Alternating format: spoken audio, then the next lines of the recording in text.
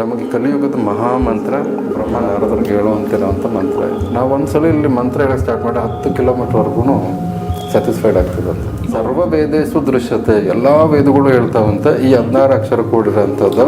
Feelings ಹೆಂಗಿರುತ್ತೆ ಅನ್ನೋದ್ರ ಮೇಲೆ ಡಿಪೆಂಡ್. ನಾವು ಮಂತ್ರ ಹೇಳ್ಬೇಕಾದ್ರೆ ಹಿಂಗೆ ಜಪ ಮಾಡ್ಬೇಕು, ಹಂಗೆ ಜಪ ಮಾಡ್ಬೇಕಂತ ಇಲ್ಲ, ರಿಸ್ಟ್ರಿಕ್ಷನ್ ಇಲ್ಲ. ಕಲಿ ಕಲ್ಮಶ ನಾಶನಂ ಅಂದರೆ ಈ 16 ಅಕ್ಷರ ಕೂಡಿರೋ ಇಂಥ ಮಂತ್ರವು ಭೂತ ಪ್ರೇತಗಳು ಅವನೇ ಆಗ್ತವೆ. ಅಂದರೆ ಸಾತ್ವಿಕನು ಮೀರಿ ನಾವು ಹೋದಾಗಲೇ ದೇವ್ರಿಗೆ ಮುಟ್ಟೋದು. ಸೊ ಇಷ್ಟು ಕ್ವಾಲಿಟೀಸ್ ಅಂತ ಇರುತ್ತೆ. ಆ ಭಕ್ತರಂದ್ರೆ ಯಾರು ಇಷ್ಟು ಕ್ವಾಲಿಟೀಸ್ ಇದೆ, 24 ಕ್ವಾಲಿಟೀಸ್ ಇದೆ. ತೃಪ್ತಿ ಆಗಿರೋಂಥ ಆತ್ಮಗಳಿಗೆ ನಾವೇನೇ ಅಲ್ಲಿ ಅರ್ಪಿಸ್ಬೇಕಾದ್ರೆ ಅವು ಬರ್ತದೆ. ಭೂತ ಪ್ರೇತಗಳನ್ನು ಅಷ್ಟೇ. ಅವಕ್ಕೇನಂದ್ರೆ ಯಾರಾದ್ರೂ ಅರ್ಪಿಸಿದ್ರೆ ಮಾತ್ರ ತಗೊಳಕ್ಕಾಗುವಂಥದ್ದು. ಒಂದು ಜಾತಕನ ಬದಲಾಯಿಸೋ ಶಕ್ತಿ ಕೃಷ್ಣಂಗಿದೆ. ಇವಾಗ ಕೃಷ್ಣ ಅದನ್ನ ಕೊಡ್ತಾನೆ, 100% ಕೊಡ್ತಾನೆ.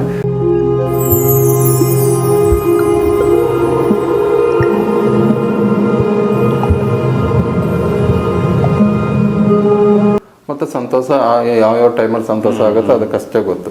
ಹೂವು ಗಿಡ ಹಣ್ಣು ಎಲ್ಲ ಬಿಡುತ್ತೆ. ಸೊ ಅದ್ರದ್ದು ಅದೊಂದು ನಿಯಮ ಅದು. ಸೊ ಅದೇ ಥರ ಈಗ ಸ್ವಲ್ಪ ಅದ್ರದ್ದು ಒಂದು ಸ್ವಭಾವದಿಂದ ಮೇಲಕ್ಕೆ ತಗೊಂಬಂದ್ರೆ ಇರ್ಬೆಗಳು ಅನ್ಕೊಳ್ಳಿ, ಒಂದು ಕ್ರಿಮಿಕೀಟಗಳು. ಅದಕ್ಕೆ ಇದಾದ್ರೆ ಒಂದೇ ಕಡೆ ಇದ್ದು ತನ್ನ ಪೋಷಣೆ ಮಾಡ್ಕೊಳಕ್ ಗೊತ್ತು. ಅವ್ರಿಗೆ ಇರ್ಬೆಗಳು ಅದ್ರ ಹುಡ್ಕೊಂಡು ಹೋಗ್ಬೇಕು. ಸೊ ಅದಕ್ಕೆ ನೀವೇನಾದ್ರು ಸಕ್ಕರೆ ಏನೋ ಒಂದು ಹಾಕಿದಾಗ ಅದು ಹೋಗಿ ತಿನ್ನತ್ತೆ. ಆದ್ರೆ ಯಾರು ಹಾಕಿದ್ರು ಏನೋ ಗೊತ್ತಿಲ್ಲ, ಇದು ನನ್ನ ಆಹಾರ ಅಂತ ಮಾತ್ರ ಅದು ಗುರುತಿಸ್ಕೊಳಕ್ ಗೊತ್ತು ಅಷ್ಟೇ. ಅದ್ರ ಪ್ರಜ್ಞೆ ಆಹಾರನ ಹುಡ್ಕೊಂಡು ಹೋಗುತ್ತೆ. ಯಾರು ಹಾಕ್ರೆ ತಿನ್ನತ್ತೆ, ಯಾರು ಹಾಕಿದ್ರೆ ಏನು ಹಾಕಿದ್ರು ಅಂತ ಗೊತ್ತಾಗಲ್ಲ. ಆದ್ರೆ ಸ್ವಲ್ಪ ಮೇಲಕ್ಕೆ ಬಂದ್ರೆ ಇವಾಗ ಬೆಕ್ಕು ನಾಯಿ ಇವೆಲ್ಲ ನೀವು ಆಹಾರ ಕೊಡಿ, ಅದು ತಿರ್ಗಾ ನಾಳೆ ದಿವಸ ನಿಮ್ಮ ಹತ್ರನೇ ಬರುತ್ತೆ. ಯಾಕಂದ್ರೆ ಅದಕ್ಕೆ ಪ್ರಜ್ಞೆ ಗೊತ್ತು, ಯಾರೋ ಕೊಡ್ತಾ ಇದಾರೆ ಅಂದ್ರೆ ನೀವು ಕೊಡ್ತಾ ಇದಾರೆ ಅಂತ ಬರುತ್ತೆ. ಇರ್ಬೇಕು ಹಂಗೆ ಗೊತ್ತಾಗಲ್ಲ. ಇದೊಂದು ಸ್ವಲ್ಪ ಚೇತನ ಮೇಲೆ ಆಯ್ತಾ. ಅದೇ ರೀತಿ ಮನುಷ್ಯರನ್ನು ಸ್ವಲ್ಪ ಮೇಲೆ ಇದಕ್ಕಾದ್ರೆ ಪ್ರಜ್ಞೆ ಇರಲ್ಲ. ದೇವರ ಅಂದ್ರೇನು, ನಾವಂದ್ರೇನು, ಆತ್ಮ ಸಾಕ್ಷಾತ್ಕಾರ ಮಾಡ್ಕೊಳ್ಳೋ ಬೆಕ್ಕು ನಾಯಿಗಳಿಗೆಲ್ಲ ಸಾಧ್ಯವಿಲ್ಲ. ಆದ್ರೆ ನಾವು ಯಾರು ಅನ್ನೋದು ಅಷ್ಟೇ ಗೊತ್ತಿರುತ್ತೆ. ಕೊಡ್ತಾ ಇದಾರೆ ಆಹಾರ, ನನಗೆ ಒಂದು ಮಾಲೀಕ ಅನ್ನೋದು ಗೊತ್ತು. ಸೊ ಈ ಒಂದು ಸ್ವಲ್ಪ ಮನುಷ್ಯನಿಗೆ ಭಾವನೆಗಳಿದೆ, ಅರ್ಥ ಮಾಡ್ಕೊಳ್ಳೋ ಶಕ್ತಿ ಇದೆ. ದೇವರಂದ್ರೆ ಏನು, ನಾನಂದ್ರೆ ಏನು, ಇದೇನಕ್ಕೆ ಜಗತ್ತಿದೆ ಎಲ್ಲ ಅರ್ಥ ಮಾಡ್ಕೊಳ್ಳೋ ಶಕ್ತಿ ಇದೆ. ಅದರಲ್ಲೂ ಒಂದು ಉತ್ತಮ, ಮಧ್ಯಮ, ಕನಿಷ್ಠ ಅಂತ ವ್ಯಕ್ತಿಗಳನ್ನ ತಗೊಂಡ್ರು ಆ ಕನಿಷ್ಠ ವ್ಯಕ್ತಿಗಳನ್ನ ತಿರ್ಗಾ ABC ಮಾಡ್ಬೋದು. ಕೆಲವರು ಸ್ವಾರ್ಥವಾಗಿ ತಮ್ಮ ಅಂದರೆ ಅದು ತಪ್ಪು ಸರಿ ಅನ್ನೋ ವಿವೇಚನೆ ಇಲ್ದ್ರೆ ಕಾರ್ಯರೂಪಕ್ಕೆ ತಗೊತಾರೆ. ಇವಾಗ ಕಳ್ತನ ಮಾಡ್ಬೋದು, ಹಿಂಸೆ ಮಾಡ್ಬೋದು, ಕೊಲೆ ಮಾಡ್ಬೋದು, ದರೋಡೆ, ಅತ್ಯಾಚಾರ ಇದೆಲ್ಲ ಮಾಡಿ ತಮ್ಮ ಸ್ವಾರ್ಥಕ್ಕೆ ತಮ್ಮ ಜೀವನ ನಡೆಸ್ತಾ ಹೋಗ್ತಾರೆ. ಬೇರೆಯವ್ರು ಹೆಂಗನ ಹೋಗ್ಲಿ, ನಾನು ಚೆನ್ನಾಗಿರ್ಬೇಕು ಅನ್ನೋದು ಒಂದು C ಗ್ರೇಡ್ ಲೆವೆಲ್. ಇನ್ನೊಂದು ಸ್ವಲ್ಪ ಜನ ಮೇಲೆ ಮಧ್ಯದ ವರ್ಗದವರು ಸೊ ಸ್ವಯಂ ತಮ್ಮ ಜೀವನ ಚಾಲೆಂಜ್ ಅಂದರೆ ಏನು ಹೇಳ್ತಾರೆ, ಚಾಲೆಂಜಿಂಗ್ ಅಚೀವ್ಮೆಂಟ್. ಸೊ ನಮ್ಗೆ ಕಾರ್ ಬೇಕು, ಬಂಗ್ಲಾ ಬೇಕು, ನಮ್ಮ ದುಡಿಮೆ ಬೇಕು, ಈ ತರ ಒಂದು ಗೋಲ್ ಪಡ್ಕೊಳ್ಳೋಕೆ ಅಚೀವ್ಮೆಂಟ್ ಮಾಡಕ್ಕೆ ತಮ್ಮ ಚಾಲೆಂಜಿಂಗ್ ಲೈಫ್ ನಡ್ಸ್ಕೊಂಡು ಹೋಗ್ತಾ ಇರ್ತಾರೆ. ಪ್ರಾಮಾಣಿಕವಾಗಿರ್ತಾರೆ. ಪ್ರಾಮಾಣಿಕವಾಗಿ ನಮ್ಗೆ ಆ ಥರ ಲೈಫ್ ಬೇಡ, ಸೊಸೈಟಿಯಲ್ಲಿ ಚೆನ್ನಾಗಿರ್ಬೇಕು, ಇಷ್ಟೇ ಗೊತ್ತು. ಸೊ ಇನ್ನೊಂದು ಅವೇರ್ನೆಸ್ ಚಾಲೆಂಜಿಂಗು. ಇನ್ನು ಕೆಲವು ಸ್ವಲ್ಪ ಹೇಗೆ ರೆಡಿ ಇವರು. ಸೊ ನಾನು ಚೆನ್ನಾಗಿದ್ದೀನಿ, ನನ್ನ ಪಕ್ಕದವರು ಚೆನ್ನಾಗಿರ್ಲಿ, ಇದೊಂದು ಸ್ವಲ್ಪ ಈ ಗ್ರೇಡಲ್ಲಿ ಬರುತ್ತೆ. ಸೋಷಲ್ ಆಗಿ ಎಲ್ಲರನ್ನು ಹೆಂಗೆ ಹೆಲ್ಪ್ ಮಾಡೋದು, ಯಾವ ರೀತಿ ನಾನೇನೋ ಬಂದೆ, ನಾನು ಚೆನ್ನಾಗಿದ್ದೀನಿ, ಈಗ ಪ್ರತಿಯೊಬ್ಬರಿಗೂ ಹೆಲ್ಪ್ ಮಾಡೋಣ, ಒಂದು ಧರ್ಮ ಸ್ಥಾಪನೆ ಮಾಡೋಣ, ಅಂದರೆ ಸೊ ಹಾಸ್ಪಿಟ್ಲ್ ಕಟ್ಟೋಣ, ಸ್ಕೂಲ್ ಕಟ್ಟೋಣ. ಒಂದು ಎಕ್ಸ್ಟ್ರಾ ಅವ್ರಿಗೆ ಸೇವೆ ಮಾಡೋಕ್ಕೆ ಒಂದು ಇಂಟ್ರೆಸ್ಟ್ ಬರುತ್ತೆ. ಇದು ಬಂದು ಅವೇರ್ನೆಸ್ ಚಾಲೆಂಜ್ ಇದು. ಸೊ ಅವೇರ್ಡ್ ಅಂದರೆ ಅಲರ್ಟ್ ಇರ್ತಾರೆ ಅವರು. ಸೊ ಸಮಾಜ ಸೇವೆಯಲ್ಲಿ. ಸೊ ಇದ್ರಲ್ಲಿ ABC ಆಯ್ತಾ. ಸೊ B ಕ್ಯಾಟಗರಿಯಲ್ಲಿ ಇನ್ನೂ ಇದ್ದಾರೆ. ಭಗವಂತನ ಬಗ್ಗೆನೇ ಚಿಂತನೆ, ಆದರೆ ಏನೂ ದಾರಿ ಕಾಣಲ್ಲ. ಸೊ ಈ ಕಡೆ ಲೈಫು ನಡೆಸಬೇಕು, ಈ ಕಡೆ ಭಗವಂತನ ಅರ್ಥ ಮಾಡ್ಕೋಬೇಕು. ಇದು ಸಮಾಜ ಸೇವೆ ಅಂತ ಸ್ವಲ್ಪ ಮೇಲ್ ಲೆವೆಲ್ ಇದು B ಗ್ರೇಡಲ್ಲಿ. ಇಲ್ಲೇನಾಗುತ್ತೆ, ಭಗವಂತನ ಅರ್ಥ ಮಾಡ್ಕೊಳ್ಳೋ ವಿಚಾರದಲ್ಲಿ ಯಾರಿಗೂ ಶರಣಾಗತನ ಆಗೋಕೆ ಹೋಗಲ್ಲ, ಏನೂ ಕೇಳಲ್ಲ. ರಿಸರ್ಚ್ ಅಲ್ಲೇ ಇರುತ್ತೆ. ಆಲ್ರೆಡಿ ಎಲ್ಲ ವೇದದಲ್ಲಿ ಇರುತ್ತೆ. ಆದ್ರೆ ವೇದ ಅದೇನೋ ಇಡೀ ಲೈಫ್ ನ ಓದಿದ್ರು ಬುಕ್ ಮುಗಿಯಲ್ಲ. ನಂಗೆ ಅದು ಅರ್ಥ ಆಗೋದು. ಅದಕ್ಕೆ ನಾನು ಭಕ್ತರ ಮುಖಾಂತರ ಹುಡ್ಕೊಂಡು ಹೋಗಿದ್ದೆ. ಇಷ್ಟು ನಾನು ಕಳೆಯನ್ನ ಮಾಡೋ ಬದಲು ನಾನು ಪುರಂದರದಾಸರು, ಅಲ್ಮ ಪ್ರಭು ಈ ತರ ಹೋಗಿದ್ದೆ ನಾನು. ಸೊ ಭಕ್ತರ ಮುಖಾಂತರ ಟಕ್ ಅಂತ ಸಿಗುತ್ತೆ ಮಾರ್ಗ. ಅವ್ರು ಹೆಂಗ್ ನೋಡ್ಕೊಂಡ್ರು ಅಂತೇಳಿ ಲೈಕ್ ಒಂದ್ ಲಿಂಕ್ ಸಿಗ್ತಾ ಹೋಗುತ್ತೆ, ಹಂಗ ಹೋಗ್ಬಿಡ್ಬೋದು. ಸೊ ಹಂಗಾಗಿ ನಾನು ಭಕ್ತರ ಮುಖಾಂತರ ತಗೊಂಡೋದೆ. ಸೊ ಇಲ್ಲೇನಾಗುತ್ತೆ, ಶರಣಾಗತಿ ಆಗಕ್ಕೆ ಇಷ್ಟಪಡಲ್ಲ, ದೇವ್ರನ್ನ ನೋಡಕ್ಕೆ ಇಷ್ಟಪಡೋಣ, ಅಂದರೆ ಹೆಂಗಿದು ಜೀವನ ಅಂದ್ರೇನು, ಆತ್ಮ ಅಂದ್ರೇನು, ಇದೆಯಾ, ಹುಟ್ಟು ಸಾವು ಇದೆಯಾ ಅನ್ನೋ ಒಂದು ರಿಸರ್ಚ್ ಮಾಡಲೇ ಹೋಗ್ತಾ ಇರೋಂಥದ್ದು. ಬರೀ ಅಧ್ಯಯನ ಅಷ್ಟೇ, ಅಧ್ಯಯನ, ಸ್ವಯಂ ಅಧ್ಯಯನ. ಅದೇ ಹೇಳ್ತಾರಲ್ಲ, ಅಕಸ್ಮಾತ್ ಯಾರಾದ್ರೂ ಒಬ್ರು ಸಿಕ್ಕರೆ, ಇವಾಗ ಯಾರಾದ್ರೂ ಒಬ್ರು ಸಿಕ್ಕಿದ್ರು ಕೂಡ ಅವ್ರಿಗೆ ಅದು ಹೆಂಗ್ ಕಣ್ಕೊಂಡ್ರು ಅನ್ನೋರು ಇವಾಗ ಕೆಲವರು ತುಂಬಾ ಇದಾರೆ ಸಾಧನೆ ಮಾಡಿರೋರು, ಆದ್ರೂ ಕೂಡ ಅವ್ರಿಗೆ ತೃಪ್ತಿ ಇರಲ್ಲ, ಸ್ಯಾಟಿಸ್ಫೈಡ್ ಇರಲ್ಲ. ಸೊ ಲೈಫ್ ಲಾಂಗ್ ಬರೀ ಹೂವಪ್ಪೋ ಚಿಂತನದಲ್ಲೇ ಹೋಗ್ಬಿಡುತ್ತೆ. ಅದು ಬಿ ಗ್ರೇಡ್. ಇನ್ನೊಂದು ಎ ಗ್ರೇಡ್ ಲೆವೆಲಲ್ಲಿ ಹೆಂಗಿರುತ್ತೆ ಅಂದರೆ, ಇವಾಗ ಭಗವಂತನ ಪೂಜೆ ಮಾಡೋಕ್ಕೆ ಗೊತ್ತು, ಮಂತ್ರ ಗೊತ್ತು, ಮಂತ್ರೋಪದೇಶ ಪಡಿತಾರೆ, ಎಲ್ಲ ಮಾಡ್ತಾರೆ, ಸಾಧನೆ ಮಾಡ್ತಾರೆ, ಅದ್ರಲ್ಲಿ ಸ್ಯಾಟಿಸ್ಫೈಡ್ ಆಗಲ್ಲ.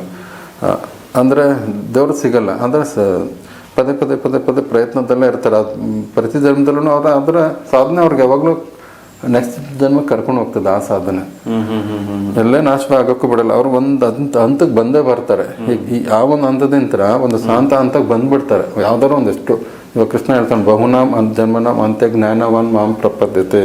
ಅಂದರೆ ಎಷ್ಟೋ ಜನ್ಮಗಳು ಕರ್ಮಗಳೆಲ್ಲ ಕಳೆದು ಎಲ್ಲ ಮಾಡಿ ಒಂದು ಜ್ಞಾನವನ್ನು ಪಡೆದ ಮೇಲೆ ನನಗೆ ಶರಣಾಗತನಾಗ್ತಾನೆ ಅಂತ. ಆ ಶರಣಾಗತಿ ಪ್ರಕ್ರಿಯೆನೇ ಶಾಂತ ಅಂತ ಬರುತ್ತೆ. ಆ ಶಾಂತ ಹಂತದಲ್ಲಿ ಭಗವಂತನ ಕಂಡ್ಕೊಂಡ್ಬಿಡ್ತಾನೆ, ಸ್ಯಾಟಿಸ್ಫೈಡ್ ಆಗ್ತಾನೆ. ಆದ್ರೆ ಅವನ ಪ್ರೀತಿ ಬೆಳಿಬೇಕಿನ್ನ. ಸೊ ಯಾವುದು ಹೈ ಲೆವೆಲಲ್ಲಿ. ಆ ಶಾಂತ ಹಂತದಲ್ಲೂ ತುಂಬಾ ಗ್ರೇಡ್ಗಳಿದೆ, ಕನಿಷ್ಠ, ಮಧ್ಯಮ, ಉತ್ತಮ ಅಂತ ಅದರಲ್ಲೂ ಬರುತ್ತೆ. ಸೊ ಎಲ್ಲನೂ ಎಕ್ಸ್ಟೆಂಡ್ ಮಾಡುತ್ತೆ, ತುಂಬಾ ಇದೆ. ಸೊ ಅದರಲ್ಲೂ ಕೂಡ ನಾವು ಫಲಾಪೇಕ್ಷೆ ಅಂತ ಕೂಡಿರೋವಂಥದ್ದು ಈ ಶಾಂತ ಹಂತದಲ್ಲೂ ಬರ್ತದೆ. ಅಂದ್ರೆ ನಮ್ಗೆ ಅದು ಬೇಕು ಇದು ಬೇಕು ಅಂತ ದೇವ್ರನ್ನ ಕೇಳುವಂಥದ್ದು. ಸೊ ಕೃಷ್ಣ ಅದನ್ನ ಕೊಡ್ತಾನೆ, 100% ಕೊಡ್ತಾನೆ. ಆದ್ರೆ ಅವ್ನ ನಿಧಾನಕ್ಕೆ ಕೃಷ್ಣನ ಒಂದು ರುಚಿ ಹುಟ್ಟುತ್ತೆ. ಅದು ಬಿ ಗ್ರೇಡ್ಗೆ ಹೋಗ್ತಾನೆ ಅವನ ನೆಕ್ಸ್ಟ್. ಅದೇ ಉತ್ತಮ, ಕನಿಷ್ಠ, ಮಾಧ್ಯಮ ಅಂತ.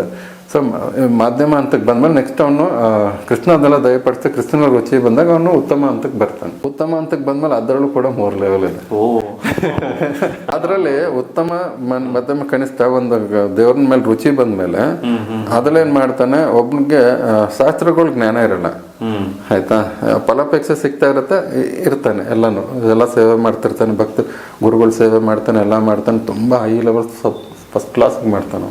ಗುರು ಸೇವೆಗಳು, ಭಗವಂತನ ಸೇವೆ, ಮಂದಿರ ಹೆಂಗೆ ಇಡ್ಬೇಕು, ಏನೇನು ಮಾಡಬೇಕು, ವಾಸ್ತು ಪ್ರಕಾರ ಹೆಂಗೆ ಇರ್ಬೇಕು, ಆ ಲೆವೆಲಲ್ಲಿ ಇರ್ತಾನೆ, ಎಲ್ಲ ನಾಲೆಜ್ ಇರುತ್ತೆ.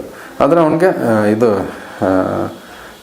ಯಾರಾದ್ರೂ ಭಕ್ತರು ಬಂದ್ರೆ ಅವನು ಇಷ್ಟಪಡ್ತಾನೆ. ಆದ್ರೆ ಆ ಭಕ್ತರು ಬಂದು ಕೃಷ್ಣನ್ ದ್ವೇಷ ಮಾಡಿದ್ರೆ ಅವ್ನು ದೂರ ತಳ್ತಾನೆ, ಬೇಡ ಇವನು ಅಂತ.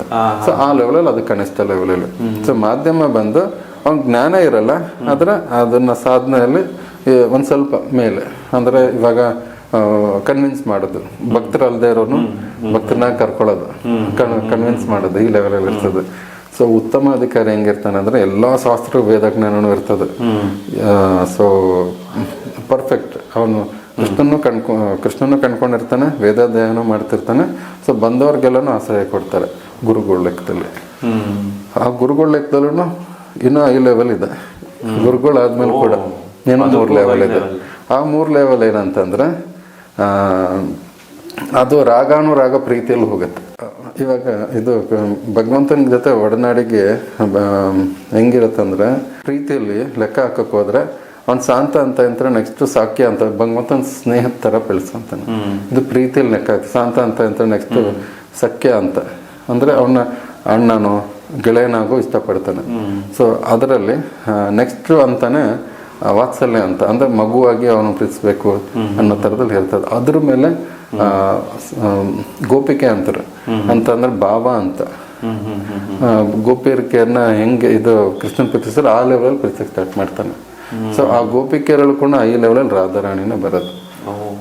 ಎಲ್ಲರನ್ನೂ ರಾಧಾರಾಣಿನ ಯಾರು ಮೆಡ್ಸಕ್ಕಲ್ಲ, ಅಷ್ಟು ಭಕ್ತಿ ಗೋಪಿಕರ್. ನೆಕ್ಸ್ಟ್ ಅದ್ರ ಕೆಳಗಡೆ ರಾಣಿಯರು, ಅದ್ರ ಕೆಳಗಡೆ ವಾತ್ಸಲ್ಯ ಅಂತ ಯಶೋಧ ಅವರು ಬರ್ತಾರೆ. ಅದ್ರ ಕೆಳಗೆ ಕೃಷ್ಣನ್ ಗೆಳೆಯರೆಲ್ಲ ಇರ್ತಾರೆ. ಅದ್ರ ಕೆಳಗೆ ಕೃಷ್ಣನ್ ಮಾಲೀಕ ಅಂತ, ದಾಸ್ಯ ಅಂತ ಹೇಳಿಲ್ಲ ನಿಮ್ಗೆ, ದಾಸ್ಯ ಅಂತಾನು ನಿಮ್ಗೆ ಅದು ಮಿಸ್ ಆಯ್ತು ಹೇಳ್ಬೇಕಾರೆ. ಅಷ್ಟೇ ಕೃಷ್ಣನ ಮಾಲೀಕನಾಗಿ ಪಡೆಯೋದು. ಶಾಂತ ಅಂತ ನೆಕ್ಸ್ಟ್ ದಾಸ ಅಂತ ಬರುತ್ತೆ. ಅವನನ್ನ ಹೆಂಗ್ ಸೇವೆ ಮಾಡೋದು, ಆ ಥರ ಈ ಥರ ಅಂತ ಮಾಲೀಕನಾಗಿ ತಗೊಂಡೋಗ್ತಾನೆ. ಅದ್ರ ಕೆಳಗೆ ಪ್ರಾರಂಭ ಅಂತ ಇವಾಗ ಹೇಳಿದ್ನಲ್ಲ, ಈ ಒಂದು ಲೇಯರ್ ಇದೆ.